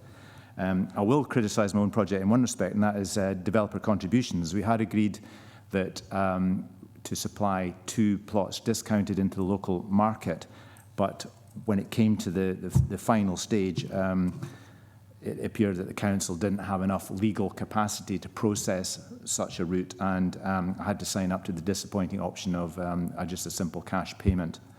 30 seconds to go, David. It's been a fairly tortuous 16 months working with the council on this, but I would like to thank Judith Turnbull for keeping a sense of humour throughout it all, and thanks to the intervention of David Sutty, we did get where we are today. He stepped in and dragged us all out of the planning quagmire that we were in several months ago. Thank you. Thanks, David. Any questions, Tony Barretti? Tony, please. Yeah, thank you, Mr. James. Exactly what are the mitigation measures, and what are you expecting to deal with in the sense of flow rates during the various seasons? Okay, so with the SUD scheme, the hard surfaces like your roof, and if you would have a sort of paved area, have to be rooted somewhere and then attenuated, and we've proposed that to be a sort of standard situation as a milk crate, which is a retention area that can take I think it's 15 minutes of the worst kind of downpour is then slowed down and then transmitted on the way it would go normally. Thank you, David. Thanks, Tony. Any other questions for the applicant? David, sorry. Thank you, Chair. Just to clarify exactly where this place is, obviously in the map, is it on the road going towards Dumfries? Am I right saying this is where it is? It's where at one time there was no slaughterhouse in that area. Am I right saying that? Just as you come in through the 30-mile limits, is it the land, just the cemeteries on the far right as you go into Dalbeattie from Dumfries? I'm just trying to clarify where this piece of land actually is in relation to... I know I've got a map here, but I just want clarification. Thank you very much, Chair. Certainly. So as you enter Dalbeattie from the north, coming from Dumfries, it would be approximately the second turn on your left, up what's called Bar Hill Road. So you would be 100 metres or so inside the 30-mile-an-hour limit. And this is before you get to the park. And that road would take you around the Bar Hill, but it would also take you to Bar Hill Wood, which is high to your left as you enter the town. Just one other point, Chair. There was some mature trees in some of the photographs there. Are they TPO'd, or could they be saved, or will they just be pulled down? It's a good question. They're mature, and as much as they're 20 years old, they're extremely fast-growing alder, and they're out with the site. The idea is to replace those with lower and more nature-friendly trees. Okay with that, David? As we all know, trees obviously take up a vast amount of water, and there was talk about flooding there. So by taking these trees down, will it have an effect on that area of flooding? Thank you, Chair. I don't suppose so, because there's no a SEPA condition on that, but David? I know what you're saying. It's a moot point. They do dry the ground where they actually are, but their presence actually blew up the whole clay tile drainage system that was in that field, so it made the centre of the field extremely wet while the area under the trees is drier. It won't actually, the amount of water that slowly migrates down towards the burn there will get there anyway. I suppose in terms of flooding, if you're talking about sort of flash flooding, that wouldn't have any difference. And if the trees were there or not, because the quick movement could be over the dry ground. But the flooding that you would get, additional potential for flooding you get through a building, is off its hard surfaces, and but that's captured for things by the rain gear, for example, and that will be routed. There's a design for routing that into the field, slowing it down, and then letting it dissipate down to the burn where it goes. Anyway, I must say it's not the burn that floods. Those pictures are from the storm drainage system from surface water on the road. So the Bar Hill is higher up, most of it. Water would come down the road, and there's a bit of an overload, and those drains need to be cleared, because you can see that they're a little bit blocked because the water hangs around there for 2 or 3 days afterwards. It's a technical drainage problem, but that's kind of irrelevant to this project, actually. Thanks, David. Just to say that a lot of ground is getting built over now, concreted over. 12 square miles of London has been, but that's just not, I'll talk about London just now. And a drain is only a certain size. It can only take a certain amount of water at a given time. So trees and that obviously do help to absorb some of that water. A large tree could take 70 litres a day in the middle of the summer. Thank you, Chair. Thanks, David. And I think there is an indication in the report that some trees will be taken down, that mitigation measures are proposed by the applicant. So there are no other questions for the applicant. Thanks, David, for your presence today. Members were in session. Stephen Thompson. Thanks, Chair. I think happy to move the recommendations. Thank you. Ian Howie, happy to second. Any alternative views? Ben? Archie, please. It's fine, he's covered, Chair, happy to move. Thank you. We've got a move in a second. As long as you're content with that, it's fine, Archie. No alternative views? Okay, unanimous decision of the committee. Tracy, just confirm that, please. Members have agreed to approve the application subject to the conditions detailed in the report. Thank you. Move to agenda item 7. An application for alterations to primary school, including partial demolition, replacement windows, erection of canopies to east and south elevations, feature walls to south and west elevations, resurfacing of flat roof with poly roof, formation of new access and additional parking, and associated works at Locherbriggs Primary School, Walham Hill Road, Locherbriggs. The application is a full application, reference number 22-1204/full, and the recommendation is to approve subject to conditions. And it's David Sutty again. I'm sorry, Chair, yes. I must stop signing out leave. Right, Locherbriggs. There are a number of demolitions proposed here at the school. There's 3 sections which would come out as outlined in paragraph 1.4. But most of the other alterations as part of this proposal are fairly cosmetic changes to the external appearance of the building. So that's an aerial view, just showing the context. And the existing site plan. At the moment, there's one car park, and there's some revisions proposed to that. So the areas outlined in pink are the areas which would be demolished, including the southern two-storey block, and then some smaller areas around the building.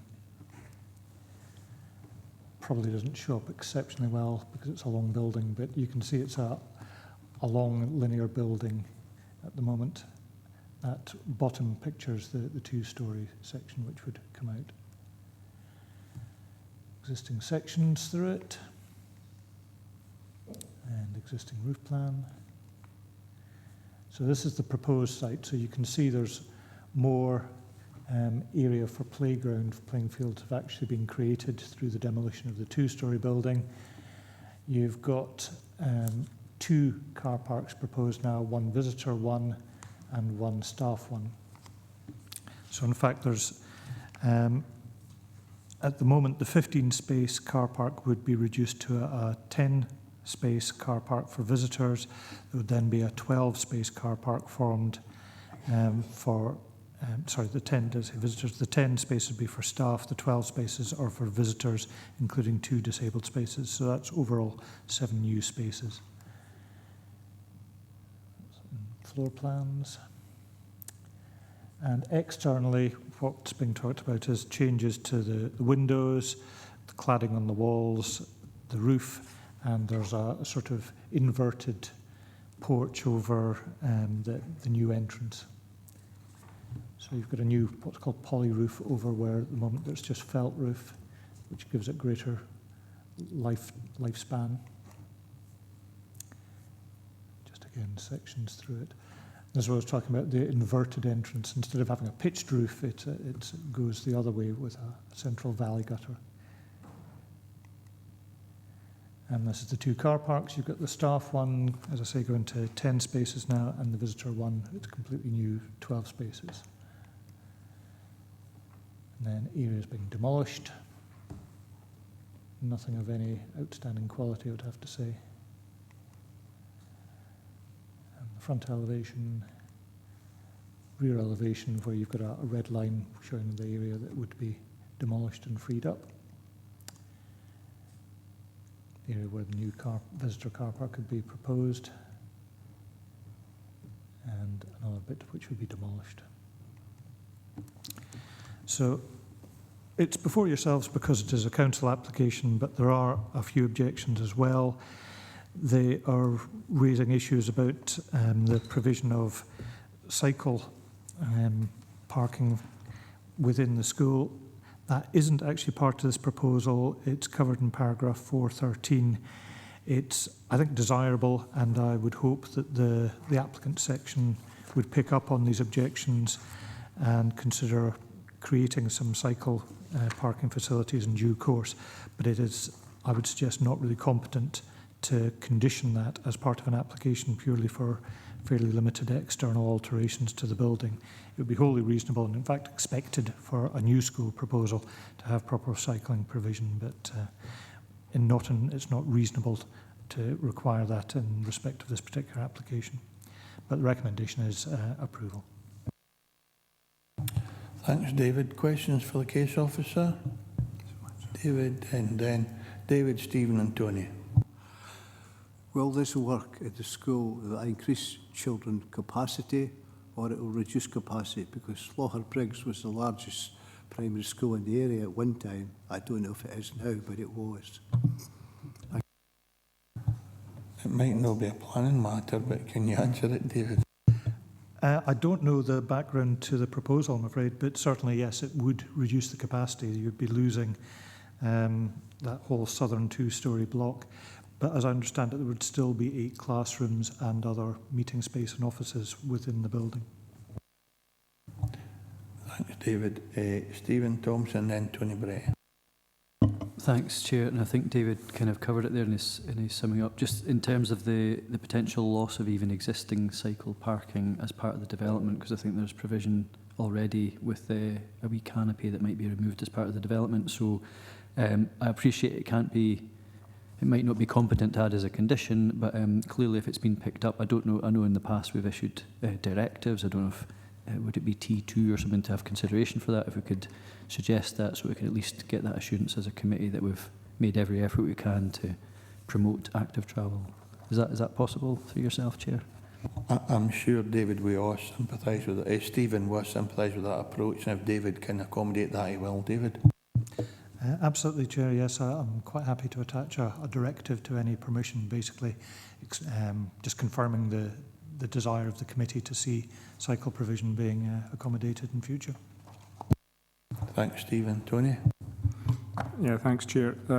No problems with the type of work that's being carried out, but has consideration been given to the fact that you may at some stage need to intervene again with renewable energy sources on these roofs, and what would be the implications of the materials chosen now to the positioning of, say, for instance, photovoltaic or solar thermal panels? I would hope they'd be forward thinking. David? It isn't part of this proposal, but clearly there are re-roofing elements with this which would give a more robust roof than the flat roof areas than the existing felt. I am aware that my counterpart in Property Services, Paul McCulloch, is carrying out work looking at the whole of the council's building portfolio and looking about trying to retrofit as much renewable and PV cells and the like as possible. So I would imagine that this would be very much on his radar. Thanks, Tony.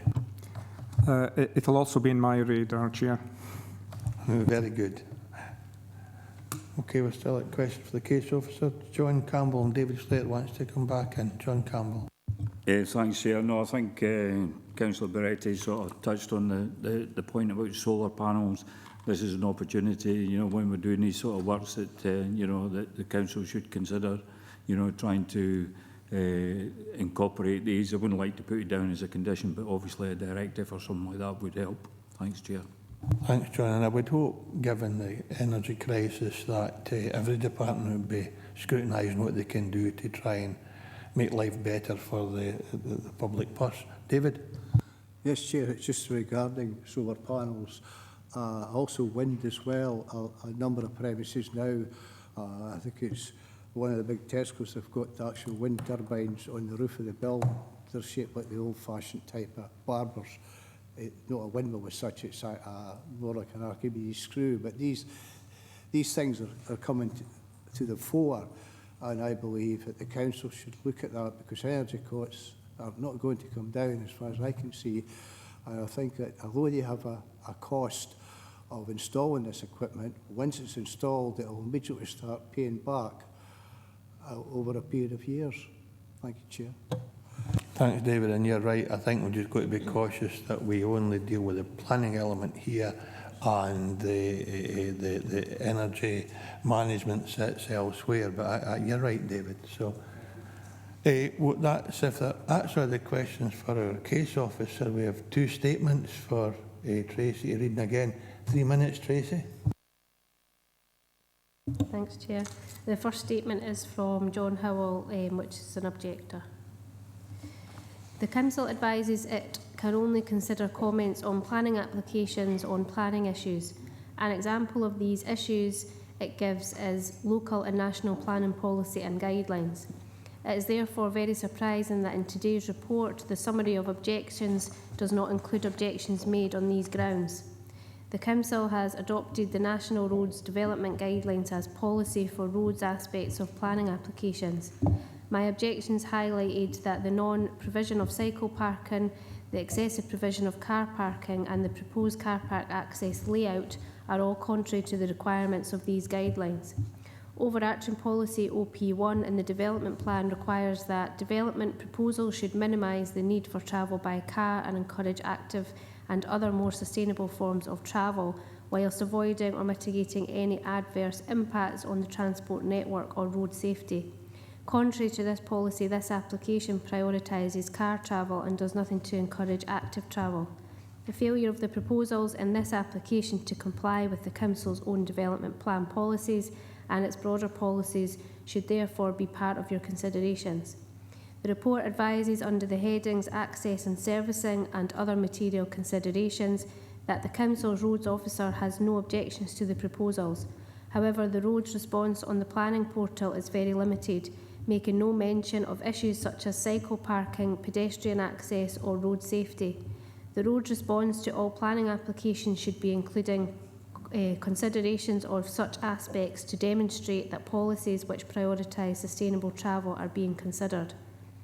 The Other Material Considerations paragraph also claims that this application is for relatively minor alterations to an existing school, and therefore it is not appropriate to attach conditions unrelated to the development under consideration. My objections related specifically to works proposed as part of this development.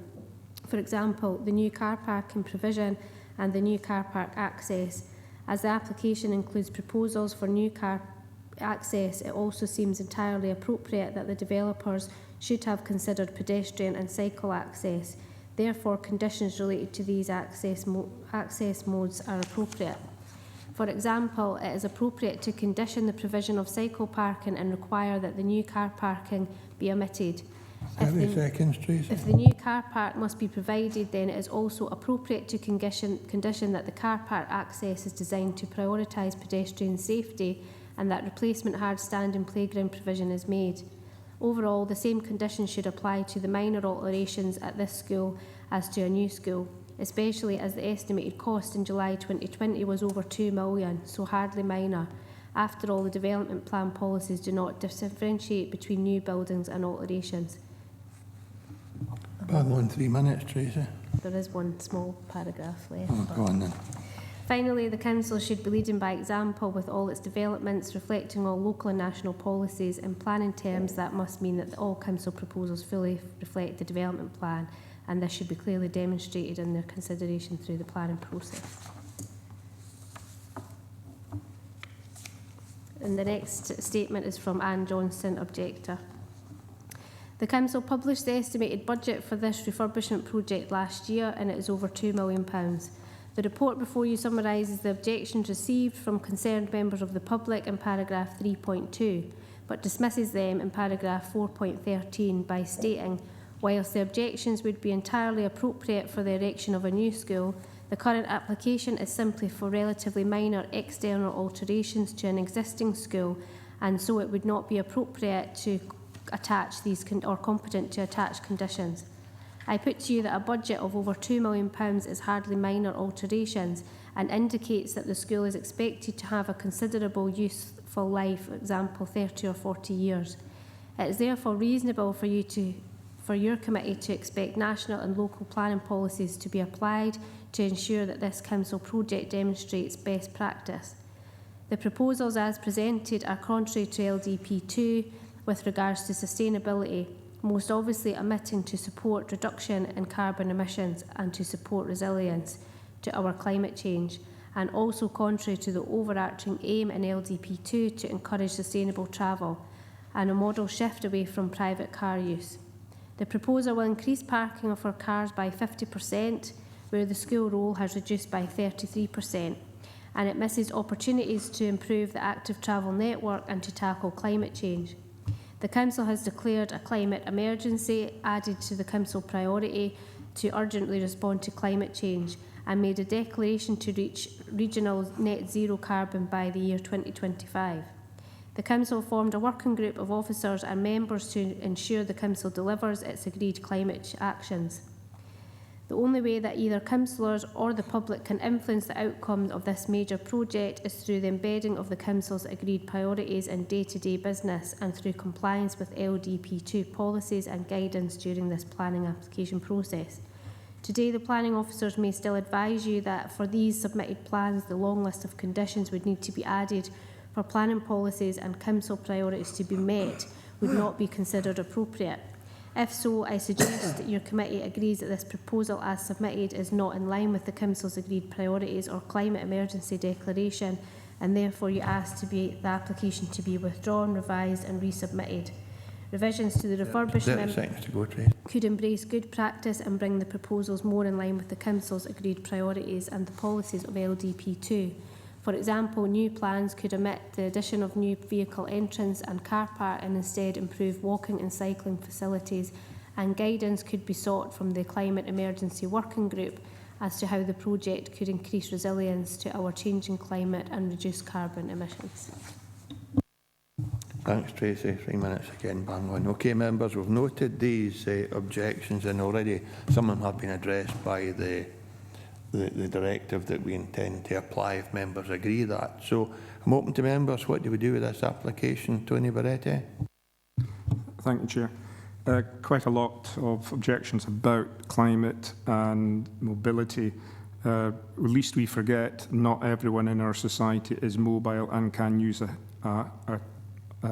preambulance device such as a bike or anything else. They do need, in fact, to have something a bit more substantial, so 4 wheels.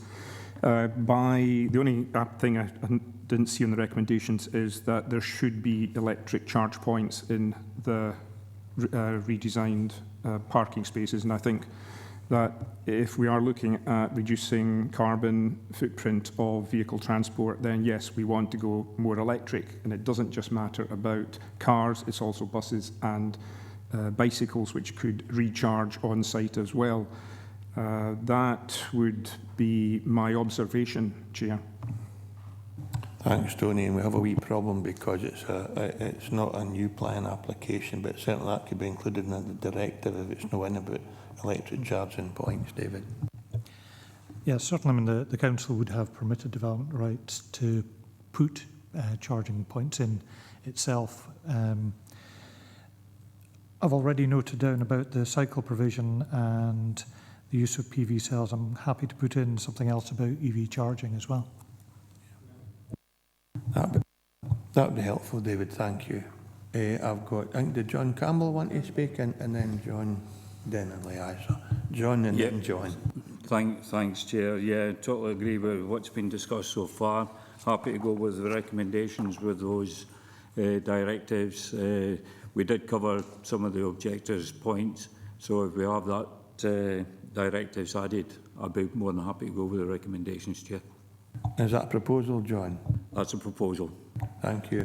John Dennerley? Right. Oh, yeah. Right. I'm just saying what are your views over the climate changing, especially important to add what Tony had said, and I agree, to try and encourage more electric cars, and that would be good for the environment, and also, yes, it will limit the emissions. But I just want to ask the question over the infrastructure of transport to make sure that it improves, because there's going to be a lot of people in the area using these services that might be cut, so it might not be good for the climate target. So we need to look at that area as well and how we can improve like transport and cycling links provision so it's more accessible for those people who are trying to use less cars. So there's alternatives there. Hey, thanks, John. The problem we have is that we are confined or restricted to dealing with planning matters only at this committee, although Communities Committee and other committees do address climate change, road infrastructure, etc. But we have agreed to write to the architect or the applicant asking for electric vehicle charging points to be introduced and more bicycle storage space created to support active travel and address climate change. But we're very limited in the amount of conditions we can introduce within this particular committee. No, I'm happy to support with the recommendation to follow. That's very kind. Thank you, John. Tony, do you want to come back in and then Is it Chris? Chrissy? Yeah, I'm Tony. happy to second Councillor Campbell's, but I would also reiterate electric bikes have a different type of charging architecture, so they need their own type of specific charging points if you're going to have bike stands. Thanks, Tony. That's useful. We'll introduce the directive electric bikes and electric vehicles. I would have to say we have a very good and efficient transport manager, and he's promoting the use of electric buses, electric vehicles, electric bicycles, and indeed shared car arrangements, but that is within a different department, and we're trying to restrict our discussions when we can to planning matters, but that will be introduced into the directive. Chrissy Hill, please. If we're asking for the changes for the electric charging points and for the bike provision, will that change the planning for the car parking space? I'm just new to this, so I'm just wondering if it's 50% more car parking spaces, where will we put in this extra provision for the cycle sheds for all of that, please? How does that work? I'll get David to answer, but we are only dealing with the application before us. Electric charging, etc., will be more in the form of a request rather than a requirement. So we can't make people do things that are not featured in the applications. What we're doing is we're determining the application, and then we're requesting that the department consider A, B and C. But David will help you with that, Chrissy. Thank you, Chair. Yes, you summarised basically what I was going to say. There are obviously 3 areas of demolition which are going on here, which means that there will be extra areas of ground available. And certainly things such as PV cells on the roof is already there. For the charging, I think really what was being said is for the proposed parking spaces should have the charging at them, so that doesn't have any additional land take. And in terms of cycle provision, I say there's that large 2-storey building coming out, which is going to be next to the new entrance, so that would be a logical place to try and put it there. So, Chrissy, just to kind of summarise, we will request, but we are dealing with the application that's before us today, recognising the concerns that many members have about how the council supports new technology and climate change. Hope that's all right, Chrissy. Yeah, no, that's fine. Thank you. David, last word. This is to David. Really, it's about electric charging points. Most of the points being put in are only 7 kV. Obviously, you need to have faster chargers. But you need 3-phase electricity to do that. You need at least 440 volts. And there again lies the problem, because you don't have 3-phase electricity running on the town. It's usually single phase. It's therefore 7 kilowatts, about the maximum it can produce for a car. But an electric car, it takes around an hour probably to charge a car for just around about 20 miles.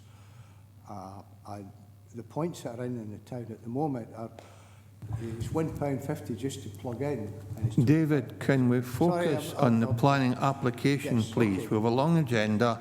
This is not part of the planning application. I understand there are infrastructure issues. I understand from our transport manager that we need sufficient and adequate good supplies that are maybe more heavy in drain than what the school would do. But can we just focus on the planning application? We've dealt with it.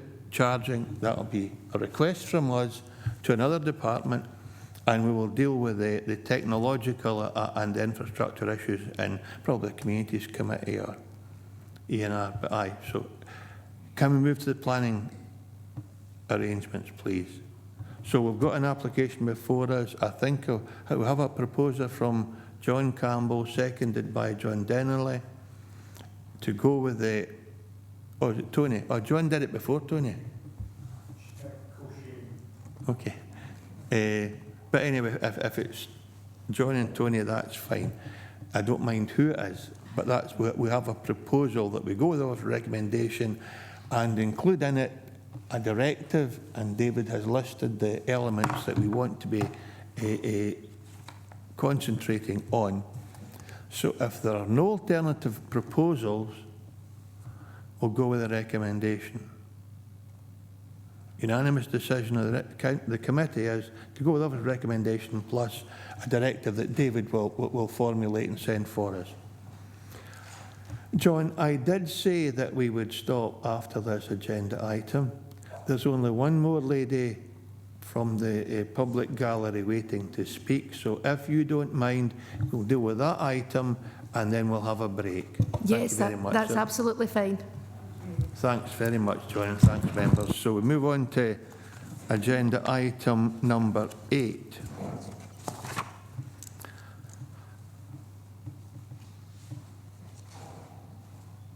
It's... Oh, and I've got Mary Newbold as well, which is a statement to read. I've just been thrown, but I understand who it is. Right. Agenda item 8. Erection of dwelling house and installation of septic tank and soak away without compliance with condition 12 of planning permission 02/P/3/0337 section 42 at Thistledown, Tinron, Thornhill. The application type section 42, reference number 22/0985/S42. The recommendation is to approve unconditionally, and the case officer is Claire Eckstein. Good to see you, Claire. It'll be a change for listening to David. So, Claire, if you just take us through your presentation, please, just when you're ready. Thank you, Chair.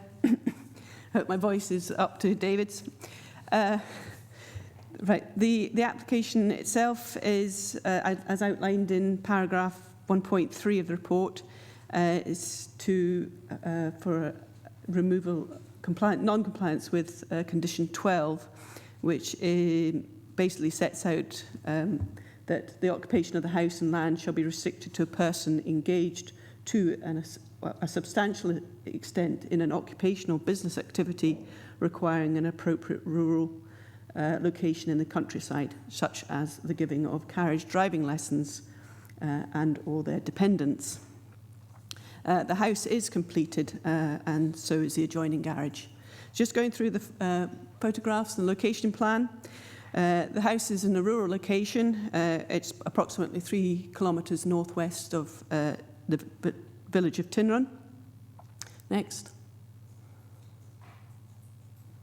So it lies in an elevated position with access off the U401N.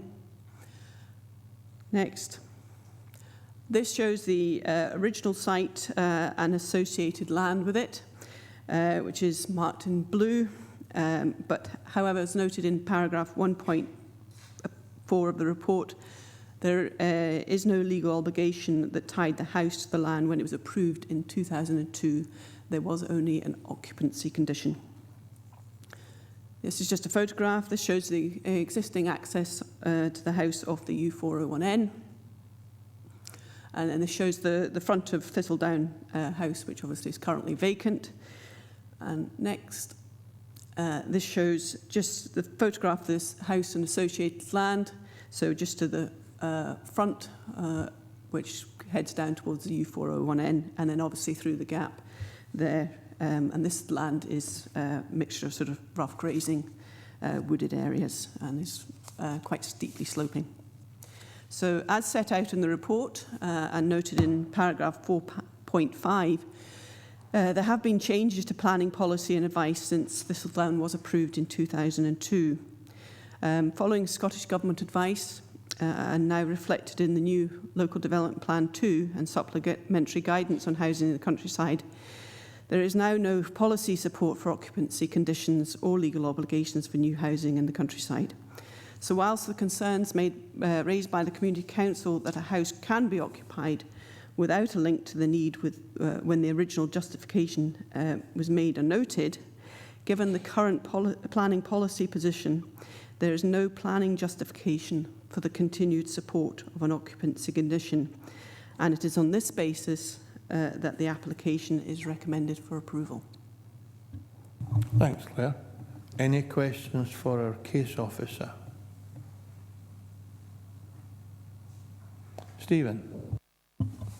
Yeah, so it's so effectively this plan application, because there's a bit of history obviously in the actual report itself in terms of various times and legislations that might or might not have been in place.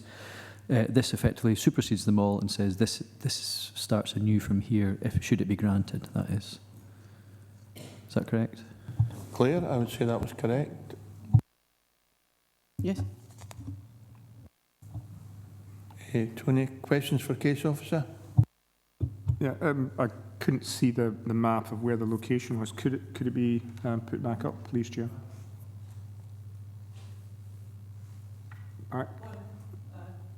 That's it. Yeah. So it's not clear for me, Chair, exactly where it is. Right. You can see that where it marked, there's a line marked the application site. Right. So just where Strathmilligan is, just at the end of the right. Oh, right. I see it now. So it sits off, and that road there that goes up to Strathmilligan is the U401N. Thank you, Chair. Did everybody hear? Because I don't think Claire had her microphone on. Did everybody hear? You just want to repeat it for the sake of the please, Claire. The application site is actually where the N is on the Strathmilligan, and it's sort of 3 kilometres northwest of Tinran, off the U401N, which is a track that leads up to Strathmilligan. Thanks, Claire. Okay. Thanks, Tony. So, any other questions for our case officer? In that case, we have a late representation, but the lady didn't get notification until yesterday, so I've said we'd accept it. It's a representation from Mary Newbold from Tinran Community Council, and it's a written statement. And again, with 3 minutes, Tracy, please.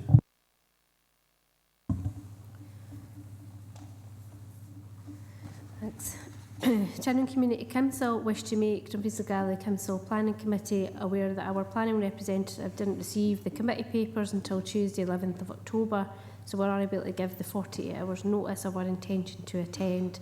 As a result, we've been granted the right to forward this statement, given our reasons for objection. Evidence suggests that almost all properties in the parish since this property was built have been sold as second holiday or retirement homes, leading to the lack of housing available to local people to purchase or rent. The lack of resident population had a knock-on effect in terms of local services and businesses, and very direct effect on the community resilience and support. Tinran Community Council therefore wishes to consider the following points. Clearly, at that time planning permission was granted, it would not have been possible within planning legislation to erect the dwelling, as it would have contravened Scottish Planning Policy D4 related to planning in the open countryside. By retaining the occupancy condition on Thistledown, Dumfries and Galloway Council will have helped to reduce the impact of non-residential ownership, which is reinforced in both local and Scottish Government housing policies.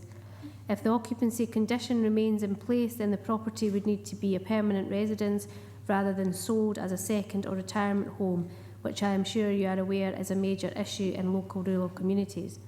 This has a knock-on effect on the local services, businesses, and making housing purchasing unaffordable to local people. This is an existing occupancy condition, and we strongly believe that changes in legislation affecting new builds should not be retrospectively applied to existing properties on request. There was a legislative planning reason why this condition was implemented when the permission was granted. It would not be possible to build on the plot now under current legislation. Many thanks for listening to our comments, and we hope you consider them. Thanks very much, Tracy. I'm sure members have noted that objection. We now come to Deborah Wicks. Just to come forward, please. Deborah's agent and appearing in person. Deborah, I'm sure you'll have noted what the procedure is. 3 minutes to make a presentation. I'll remind you with 30 seconds to go. And if you'd be kind enough to wait in case members have a question for you, I'd be grateful. Just whenever you're ready, Deborah. Firstly, I'd like to thank the Chair and Committee for allowing me to speak this morning. It's quite disorientating to be sat this side of the table. As inferred, I sit Vice Chair of Planning in Eden, and I'm usually in your place.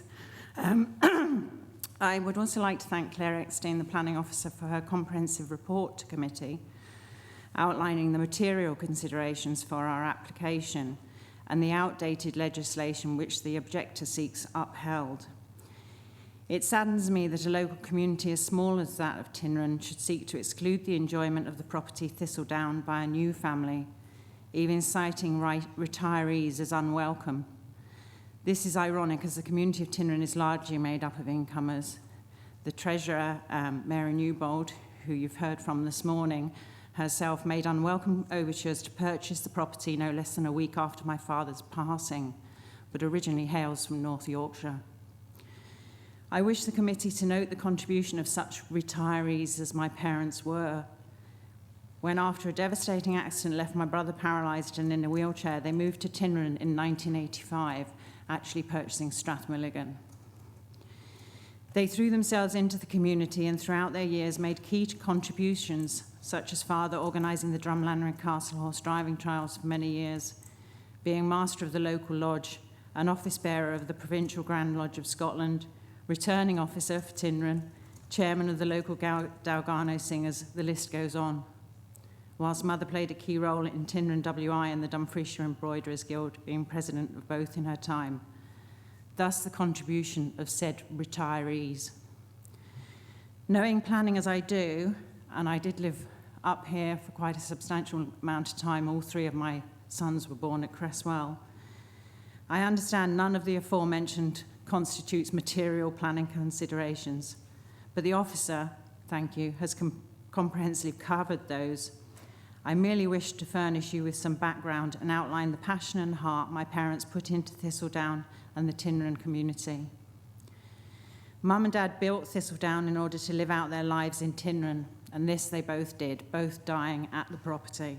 The property holds many happy memories of significance for each and every member of our family, and to sell it is not a decision made lightly. And it is to this end that I ask the committee to follow the officer recommendation and approve the planning application for Thistledown, so that another family may enjoy the property and contribute, as my parents did, to the community of Tinran, the wider Thornhill and Dumfriesshire. Thank you very much, Deborah. Does anyone have any questions for Deborah?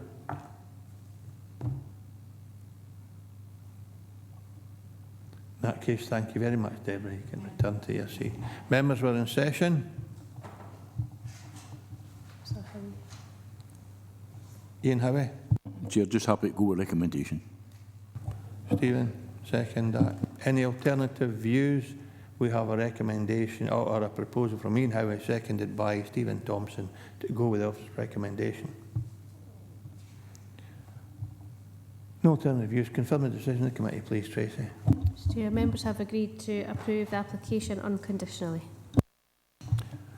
Thanks again for your forbearance, John. We'll have a cup of tea now and we'll see.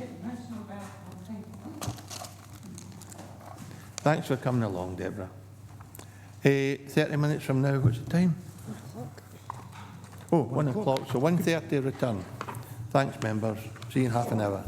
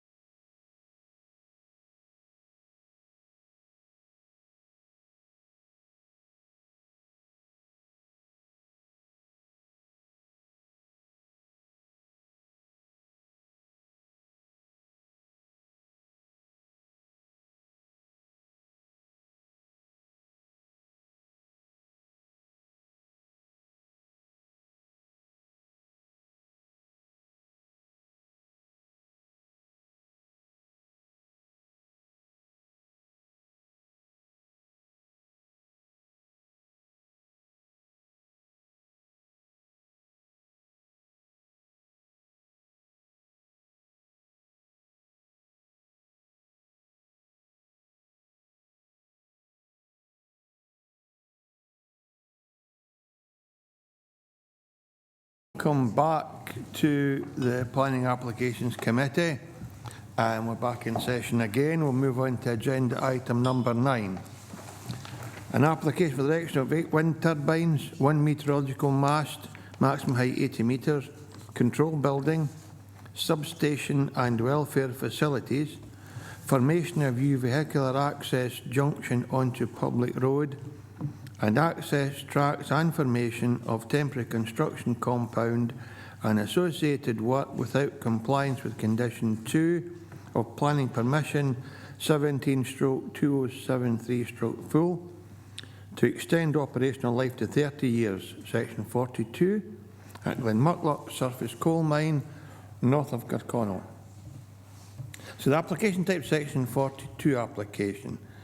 The recommendation is approved subject to A, the successful completion of the appropriate legal agreement within 6 months of the date of the decision of any extended timescales as agreed by the appointed officer, and B, conditions. And the case officer is Andrew Robinson. So Andrew, if you'd like to just come on and do your presentation, please. Just whenever you're ready. Thank you. Yeah, good afternoon, Chair. So the application relates to a previously consented wind farm, and this application is seeking to extend the previously consented 25-year operational period to a period of 30 years.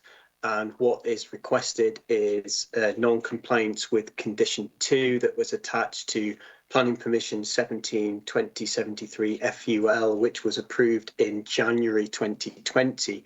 And as members are probably aware now, with these types of application, any approval would result in a brand new planning permission for the development. So moving on to the next slide. The application site is situated to the northwest of Kirkconnell, along the ridges of a series of different hill slopes, and the site is located to the north of the former Glenmucklock surface coal mine, which has now been restored.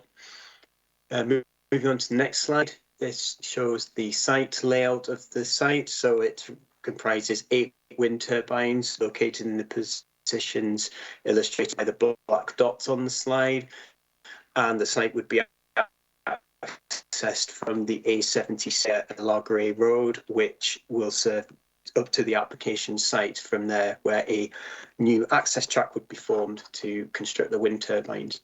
So moving on to the next slide, I've just included a few slides just to show the photo montages from the previous landscape and visual impact assessment, just to recap on the appearance of the wind farm. So this is taken from the A76 at Nethercairn. Moving on to the next slide, this is taken again from the A76 from Guildhall Bridge, which is just north of Kirkconnell.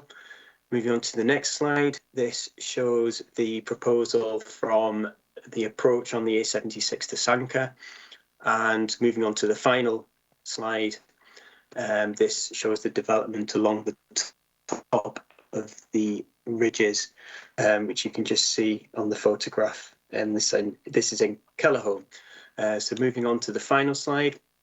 In conclusion, it is considered that the proposal would allow for the proposal to generate renewable energy for a further 5-year period, where the proposal would not result in any additional adverse effects on the environment from those already previously considered. And as such, the proposal is recommended for approval, subject to the completion of a new legal agreement and conditions, where in paragraph 4.17 of the report, that details changes to previous conditions that were attached to the planning permission, and 4.18 details additional conditions which should be attached to this new permission as a result of requests from consultees or changes in legislation. Thanks very much, Chair, and happy to answer any questions. Thanks, Andrew. Questions for the case officer? I've got Ian Howie. Ian, please. Hi, Andrew. Just to confirm, what we're being asked to consider today is an extension of 5 years from an existing scheme which has already been approved, and we're just being asked to extend it by a further 5 years. Is that correct? Andrew? That's correct. Lovely. That's Thank you. correct. Any other members? David Slater? At the last a planning meeting, Council has asked a question about clean-up after these units have met their end of their working life, like the concrete bases and that they sit in, and that was put forward by him. So really, I'm asking the question again: has there been any movement on that, or any findings on that? What happens to these? Say after 30 years, and the hillside's got all this stuff, concrete and that on it. Is it removed by the companies? I'm sure Andrew will answer this, but we expect the developer to put in a scheme to a guarantee or insurance, if you like, to make sure that the demolition, destruction, taking down is fully funded by a third party. But Andrew, can you answer Councillor Slater's question, please? I can answer that question, Chair, yes. The previous committee, that related to an electrical substation that was proposed by Scottish Power, or SPEN, which could potentially used for a number of different factors in terms of different wind energy developments, and it could be used for something else after that period of time when those wind farms have been decommissioned. In this particular case, this is solely for the wind farm, and it is standard practice for us on wind farm proposals to include restoration as part of the conditions. And in this case, there is restoration obligations in place. There are two conditions. One in your papers, which is condition 4, which requires no later than 2 years prior to the decommission of the development that a written scheme for decommissioning is submitted.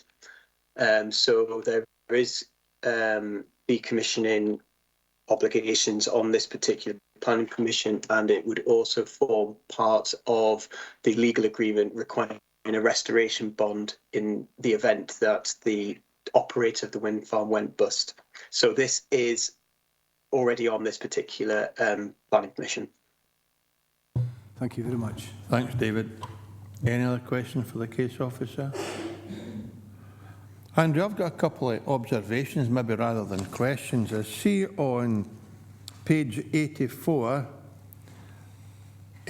item 6, section M, and it's to do with the construction environmental management plan. Sheeting of all HGVs. There's been a huge issue in the recent past in my ward with transportation of stone and the transportation company not sheeting their vehicles. And I know that this could be a police matter, it could be a roads matter, that's the word I'm looking for, roads matter. But can we emphasise that if these are conditions that will just be reintroduced onto, it's a new planning approval or planning permission. So can we emphasise that sheeting must be carried out to protect the local environment and the local community? And just a couple of other minor observations. There are definitely peregrine falcons on that site, and the mitigation measures are being asked for. I just hope somebody studies them and makes sure they're adequate. And 16, I'm now on page 86, obviously, section 14 and section 16. Section 16, there is a national monument adjacent to the development site. I would presume that you'll know about it and you'll have put measures in place to ensure that it's protected. And the last thing's about timing, but that'll be a TMP, likely a transport or traffic management plan, but just to make sure they're not running 24 hours a day, because there are communities involved in the locality. As I say, I don't want to change any conditions. I just want them rehearsed with the company that these are important factors in the construction phase. So if there are any other questions for the case officer, and we don't have any registered speakers, members were in session. Ian Howie? Happy to go with recommendation, Chair. John Campbell? Happy to second. Any alternative views? In that case, we agree with officer recommendation. Is that correct, Tracy? Yes, Chair, members have approved the application subject to A, the successful completion of the appropriate legal agreement within 6 months of the date of the decision or any extended timescale agreed by the appointed officer, and the conditions detailed in the report. Thanks very much. Good to see you, Andrew. Thanks very much. Move on to agenda item number 10. An application for the erection of 10 wind turbines, 1 meteorological mast 80 metres high, control room and substation building, temporary concrete batching plant, formation of 2 borrow pits, 2 temporary construction compounds, crane standings, new access onto C80A, access tracks and associated works without compliance with condition 3, period of consent, and condition 4, period of decommissioning of planning permission 18/170/06/full to extend the operational period from 25 to 40 years at land forming part of Cross Dykes Farm, approximately 11 kilometres northwest of Langham and approximately 13 kilometres northeast of Lockerbie. The application type section 42, reference number 22/1221/S42, and the recommendation is approved subject to A, the successful completion of the appropriate legal agreements within 6 months of the date of the decision or any extended timescale as agreed by the appointed officer, and conditions. And the case officer for this particular application is Chris McTeer. So, Chris, good afternoon. Just take us through your presentation when you're ready. Thanks very much, Chair. If we can move on to the first slide. It's my only slide. The application is in front of members today as it constitutes a major development as defined in the regulations. And similar to the previous item, it's also an application made under Section 42 of the Planning Act, which is determination of applications to develop land without compliance with conditions previously attached.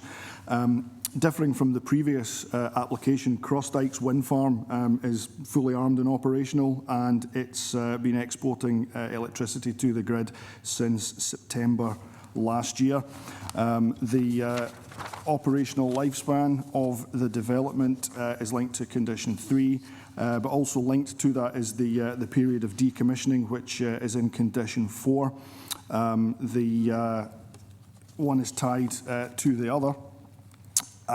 Similar to the previous application again, we're looking to extend the operational lifespan of that. They are looking for an additional 15 years on top of the 25 which they were originally granted permission for. Bearing in mind this is an older permission from 2018.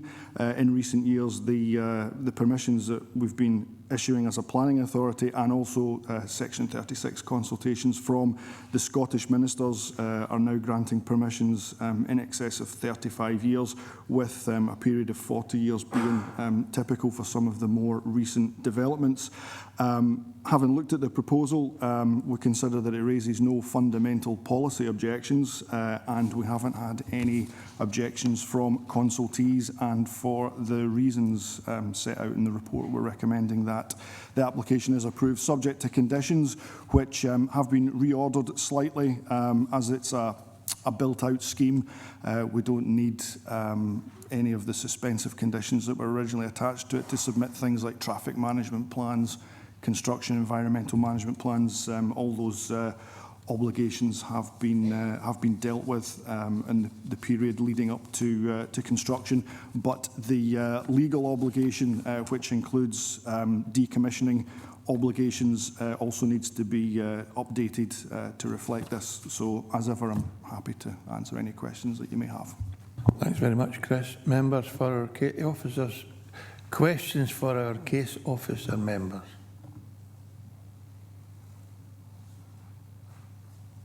Question, David Slater. Yes, Chair, thank you. What's the height of these turbines? Can you give us the height? And also, some have been reduced in height, maybe not there, but when you reduce the height, does it reduce the power the turbine can generate? Chris?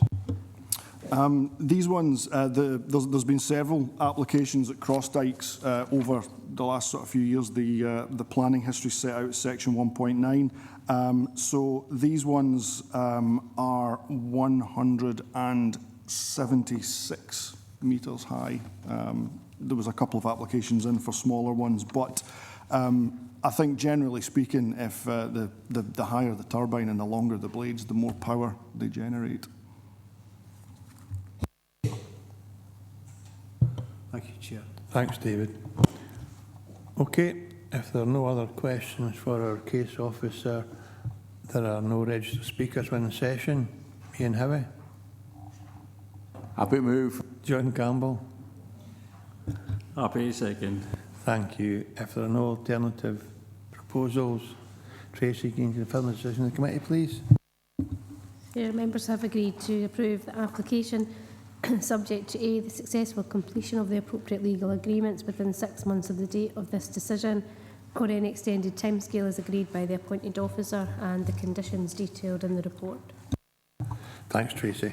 Move on to agenda item number 11, application for the formation of quarry and associated works, variation of conditions 2, 4, 5, 7 and 14 of planning permission 99/B/30101 to allow an amendment to the extraction area for an additional 0.75 hectares to be quarried and extend the operational life for a further 15 years, section 42 at Locherbriggs Quarry, Locherbriggs.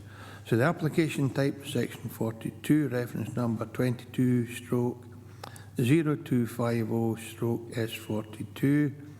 The recommendation is to approve subject to conditions, and the case officer is Chris McTeer. So Chris, again, if you take us through your presentation, please. Thank you very much, Chair. As with the previous application, this is a major development and also made under Section 42 of the Planning Act. Locherbriggs Quarry, where the application site is located, has been in development for many years, as outlined in paragraph 1.3 of the report. The predominant planning permission was issued in 1999 for that, and the application site is located to the northwest of the current extraction area, which you can see on the plan there. If we move on to the next slide, please. That just gives you a better idea of the existing site plan. So the void is to the south of the area, and the application site is into the north, and it's currently in use as, well, there's large buildings on that particular site there. The buildings are currently underutilised, and the proposal is to extend the quarry workings north into this area. We move on to the next slide, please. So you can see the proposed extraction area highlighted there. And the next slide, this just shows us the existing and proposed sections. So on the top section, we're looking at the area to the right, the sort of flatter area, and that's where the buildings are located. The next slide. This is the proposed restoration plan. As you can see, they're looking at a mixture of planting and the formation of a water body, although restoration plans do need to be sort of finalised towards the working end of the quarry life, which is typical for a development of that type. And the next slide should be some photographs of the buildings, which are currently on site.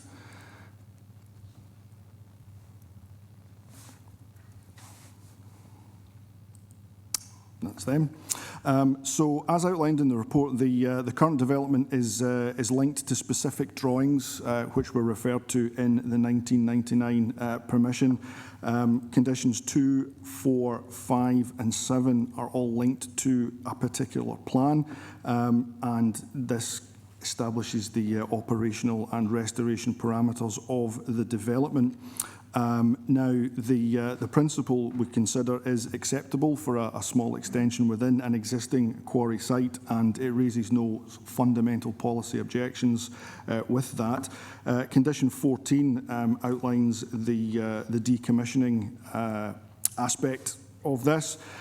So they are all linked to one another. As it's a slightly older permission, we wouldn't necessarily attach conditions as they were now, so the conditions have been consolidated and put together into a slightly more modern form, ones which are basically in use at the moment. So for the reasons outlined in the report, we are recommending that this application is approved subject to the revised conditions. Oh, sorry. I did in the report at the beginning of section 4. I've listed the local development plan policies which relate to this. You'll see that I've listed policy ED13 as minerals, which is right enough. But I have referred to it in the assessment at paragraphs 4.2, 4.3, and 4.4, and at the conclusion, I've actually put ED15. So it is ED13. ED15 is advertisements, which really have no bearing to this particular application. So, apologies for the typo, but I'm sure a sharp-eyed member would have picked up on that at some point anyway. With these amendments, members, we're in session. John Dennerley and then John Campbell. Oh, sorry, it's questions for case officer, isn't it? My apologies. No, it's all right, John. My apologies. Oh, same? John Campbell first. Thank you, Chair. Thanks for your presentation, Chris. When I was looking at the map there, there's the road that goes up the back of the quarry, quite close to where the workings are going to be taking place. And I'm just wondering, is there a set distance that you have to be away from public roads? Thanks. Sorry, Chris. Not necessarily. No, the road is set back. Where you can thanks. If you can zoom into the picture, there is a belt of trees in between the sort of the back edge of the site and the public road. So there is a reasonable amount of separation from that, but there isn't a set amount that's sort of laid out in the development plan that we would say had to be away from the development. Thanks, John. So, John Dennerley, now my apologies. If it's a question for the case officer, fine. If not, we'll go into session and I'll ask you then. No, I would like to link something to the report and explain about the employment people currently. And socially, will there be new jobs required, or will it be a similar employment? So if you added the extension area. Okay. Chris again. There wasn't anything specifically in the information that was submitted to suggest that there would be any additional employment with this. I think the quarry is worked as and when it's needed. So when I went out to do my site visit, there was no quarrying operations being undertaken at that point. It is a relatively modest extension to the sort of the current working area, which you can see on the plan is quite extensive. This relates to about 3/4 of a hectare. So although there is a fair amount of mineral sort of deposits underneath that, I don't think it's one that would sort of generate an awful lot of extra employment with that. Thanks, Chris. If it will help, John, I think David Sutty pointed out to me that the very fact that it's a further 14-year extension would in itself create or continue existing employment, maybe rather than create new. Perfect, thank you. Okay, this question's for Case Officer Tony. Aye, okay. I'm sure the Chair will keep me right if I make a mistake here. For the start, I can't actually tell the depth of that quarry. To me, it's just black.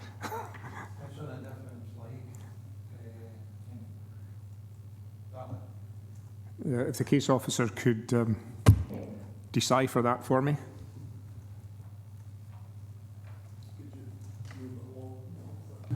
Aye, just Chris, just when you're ready.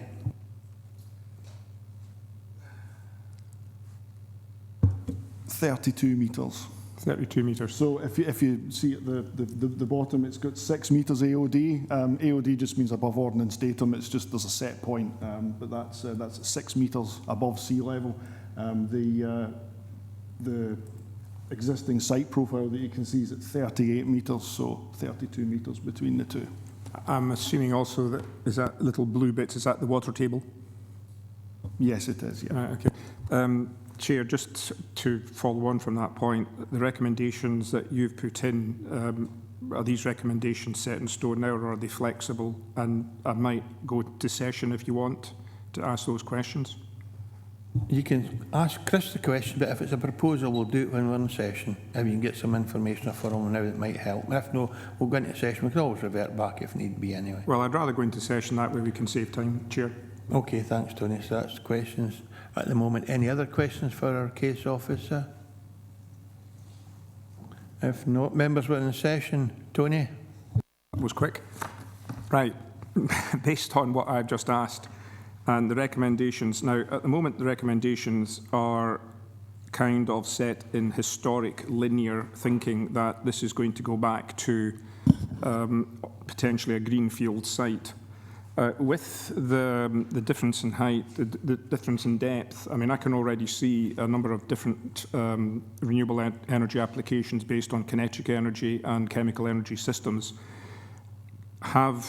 Can we put into the recommendations that that this is looked at in the future, because the technology in the next 10 years is going to open up sites such as this as valuable renewable energy sites. So they can be a combination of natural returning to environment, which is why I asked about the water table, plus the advances in the technology that will allow us to use sites as this in the country, in our area as renewable energy sites. I'll ask Chris to respond, because I would imagine it's a private site and it will be managed by a private organisation or company. But Chris, can you help? Yeah, it is a private site. I'm not quite sure how we could. I can see where you're coming from with that one, but I'm kind of unsure how we could capture. In an earlier in the agenda future. item, we thought we put a directive on requesting that an organisation consider alternatives, and maybe that's something you can put on, David. But we kind of condition it, Tony, obviously. Part of the decommissioning or future use of the site at the point of which mineral extraction is no longer taking place. You've set David a dilemma now, Tony, but he's coming. No, sorry, I was quite ready. Yes, condition 4 on page 119 sets out there are restoration drawings which we've received. So obviously that's what has been submitted, that's what's been considered. It equally, by the time that they're actually finishing this scheme, where we're talking about 2060, who knows the technology that will be in place then. So I think even to put something in stone now would be maybe wrong. But certainly, again, as with before, I've got no problem attaching a directive asking that the applicants consider alternatives as part of their restoration scheme in due course. Or alternative use of the site to support. Stoney, do you want to come back? Yeah, I understand what David's saying, but I also know that where we're going, and I'd be quite happy, if David is quite happy, that I could or help formulate that proposal, because it is a difficult one, but I think it is a valid one. There's also an issue for us. We cannot add a condition that's unreasonable, unfair, or cannot be implemented. And we don't know what can be implemented in 2060. But anyway, John's wanting to come in. I think Chris wants to help again. And then we'll see if we can get a general consensus around the table. John Campbell, please. Yeah, thanks, Chair. You took the words out of my mouth there. You know, putting a condition in would be unreasonable in my view. I'm content if Mr. Sutty wants to put or on behalf of the committee, a directive. I think that would be the appropriate way. And who knows what happens in 2060? I won't be here. But I don't want to put an unreasonable condition. But I'm happy to go with the recommendations as approved with that directive, Chair. Well, I hope I'm here to haunt everybody. Chris, you wanted to help with it because we seem to have got a consensus now, Tony's nodding, that we can put something in that just points the owner, developer in the direction of alternative uses for a redundant site. Issue of the directive notwithstanding, because that's obviously entirely at the discretion of the members. Just when we were looking at condition 4, it is bookended with the very open-ended, unless otherwise agreed in writing by the council as planning authority. So if there were some predominant technology available, then it's probably something that we would be working towards that. And if it reflected council policy at the time, then it could be picked up with that as well. Okay, so I think a directive would be preferred if we can. Just asking the owner to consider future uses when the end of life for the site comes around. I would be content with that. So it would appear that members are content to agree the recommendation with a directive being attached. And if that's the case, Tony, my God, I'm on a bad day today. Tracy, can you confirm the decision of the committee, please? Thanks, Chair. Yes, members have agreed to approve the application subject to the conditions detailed in the report with a directive to be attached, asking the applicant to consider alternatives as part of the restoration and future use of the site in due course. Sounds good, brilliant. Okay, thanks for that. Thanks, Chris. Good to see you. Move on to agenda item 12, alterations and safety works to memorials and headstones within burial ground. Partially retrospective at St Bride's Parish Church, Church Road, Sanker. The application type is listed building consent. Reference number is 22-0710/LBC. Recommendation is to approve unconditionally, and the case officer for this application is David Sutty. So just whenever you're ready, David, take us through your presentation, please. Thank you, Chair. Yes, Dave Cartmell was the case officer, but unfortunately is off sick at the moment, so it's me again. There's a lot of background to this which is covered in the report about why this has come about and the issues that have gone before the Communities Committee looking at the safety issues. So really what is before yourselves today is nothing to do with that. I'm sure the Chair would be quite happy to fill in some background if required. But what you are looking at is the effect on the character of the listed building, including the graveyard, as a result of the works which are being proposed and indeed have started in some cases. So red line around the site there for the church and the graveyard in Sanker. That's St Bride's Church itself, so you can see the graveyard encircles the church. And that's the main access path through it with the gravestones. You can see already some of them are leaning at angles. This doesn't come out particularly well, I'm afraid, but that just shows all the layers, and the next slide just shows the layers which are going to be subject to works. So an example of, there's mentioning on paragraph 1.4 on page 124 of socketing, which is basically taking a headstone and to make it safe, lowering it down into the ground. So this is the before and this is the after. Now, obviously there are some sensitivities here about loss of names and so on. Each of these is being recorded as they go along. And certainly, in my view, there is an issue about where you go to a graveyard and stones are leaning or on the ground or broken. It really doesn't give a very good appearance. So I think overall, the idea of carrying out these works to make it safe and secure is going to have a preferable effect to the character of the listed building to just leaving the stones as they are. So as I say, that there's a lot of background to why this is being done and the communications or lack of. That's something which the Communities Committee has been looking at, but in terms of the listed building consent, we're satisfied that it's an acceptable degree of alterations. Thank you, Chair. Questions for Case Officer Ian Howie and then David Slater. Aye, David. I take it under health and safety, we have a legal obligation to make our sites, the sites like this, safe. David? Yes, basically. David Slater? Yes.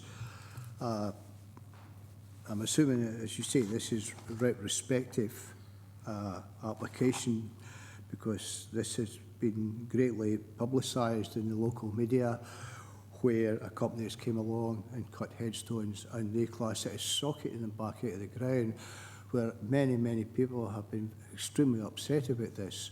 It's obviously went ahead with it, and as far as I can see, with some of the people not knowing anything about it till they visited the graveyard. So it's just the fact that this is happening in such a way, and to me and many people, it's disrespectful. Thank you, Chair. Thanks, David. I presume that's a statement, but it's no for the Planning Committee. Any other questions for the Case Officer?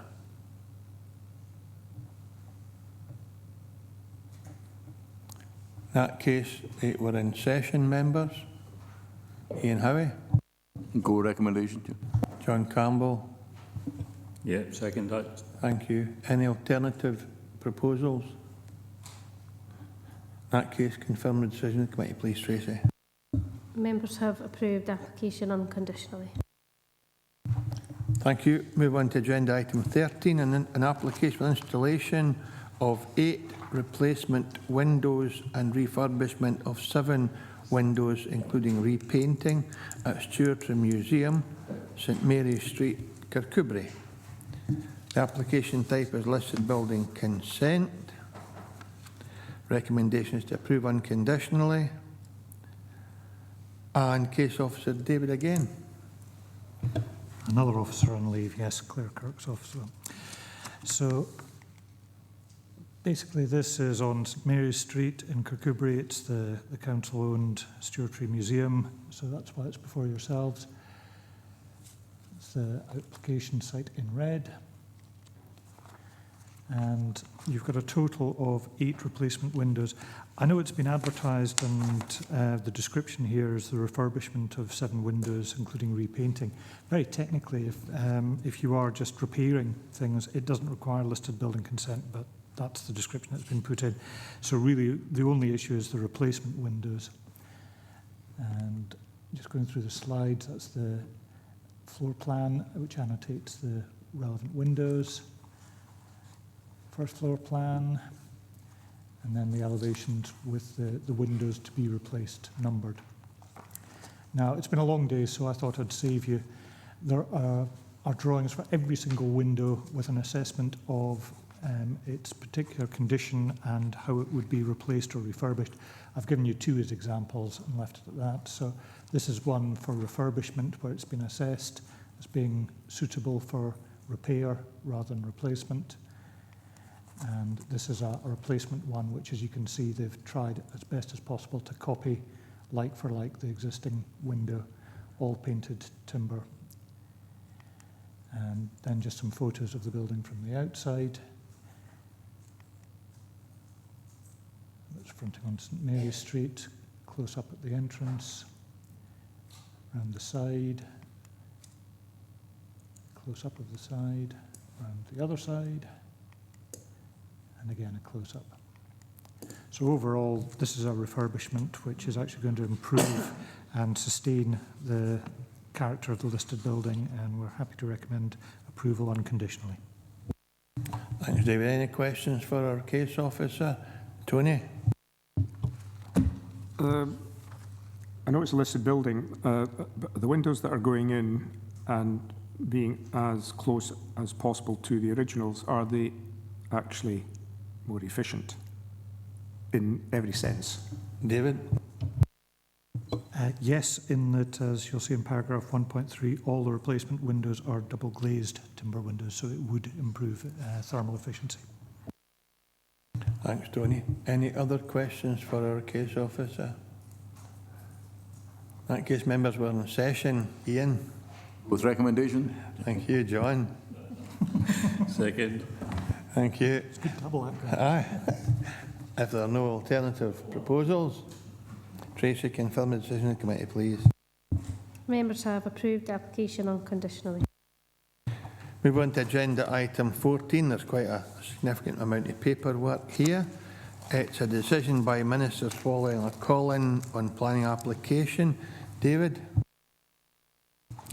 As it's an item for noting, I don't really have any comments to make on it, other than I've given you, unusually, normally we just give you a link. I've given you the whole background papers here because it is very rare for an application to be called in. It's even rarer in my experience for a call-in to then be subject to an overturn of the committee's decision, but that happened in this instance. So, we're happy to note. Is it for noting, David? Mm-hmm. Okay. Members note that. Move on to agenda item 15. Any other business? I have one. I have an agenda item 15A. Members agree to adopt a resolution to exclude the public from the meeting in terms of section 50A in brackets 4 and paragraph 12 of schedule 7A, the Local Government Scotland Act 1973. Tracy's going to circulate a briefing note. She's also got a list of members who can vote, but everyone can remain to hear the discussion. Is that right, Tracy? Or have you other advice for us? Chair, I was just going to say that we'll leave this meeting, and if you could join the separate exempt teams meeting, and then I'll circulate the documents within that meeting. Brilliant. So we in this room will have a 10-minute recess and then return in private session, and Tracy will have asked all members to join in a separate teams meeting, and that's, well, between, is it now and after that, or after that you're going to circulate a document? I'll put it in so they can read it during the adjournment. Yeah, so members will have it reading the adjournment, the opportunity to read it during the adjournment, and we'll go immediately into session in 10 minutes' time. Thanks, Tracy. Thanks, members. We'll see you in 10 minutes.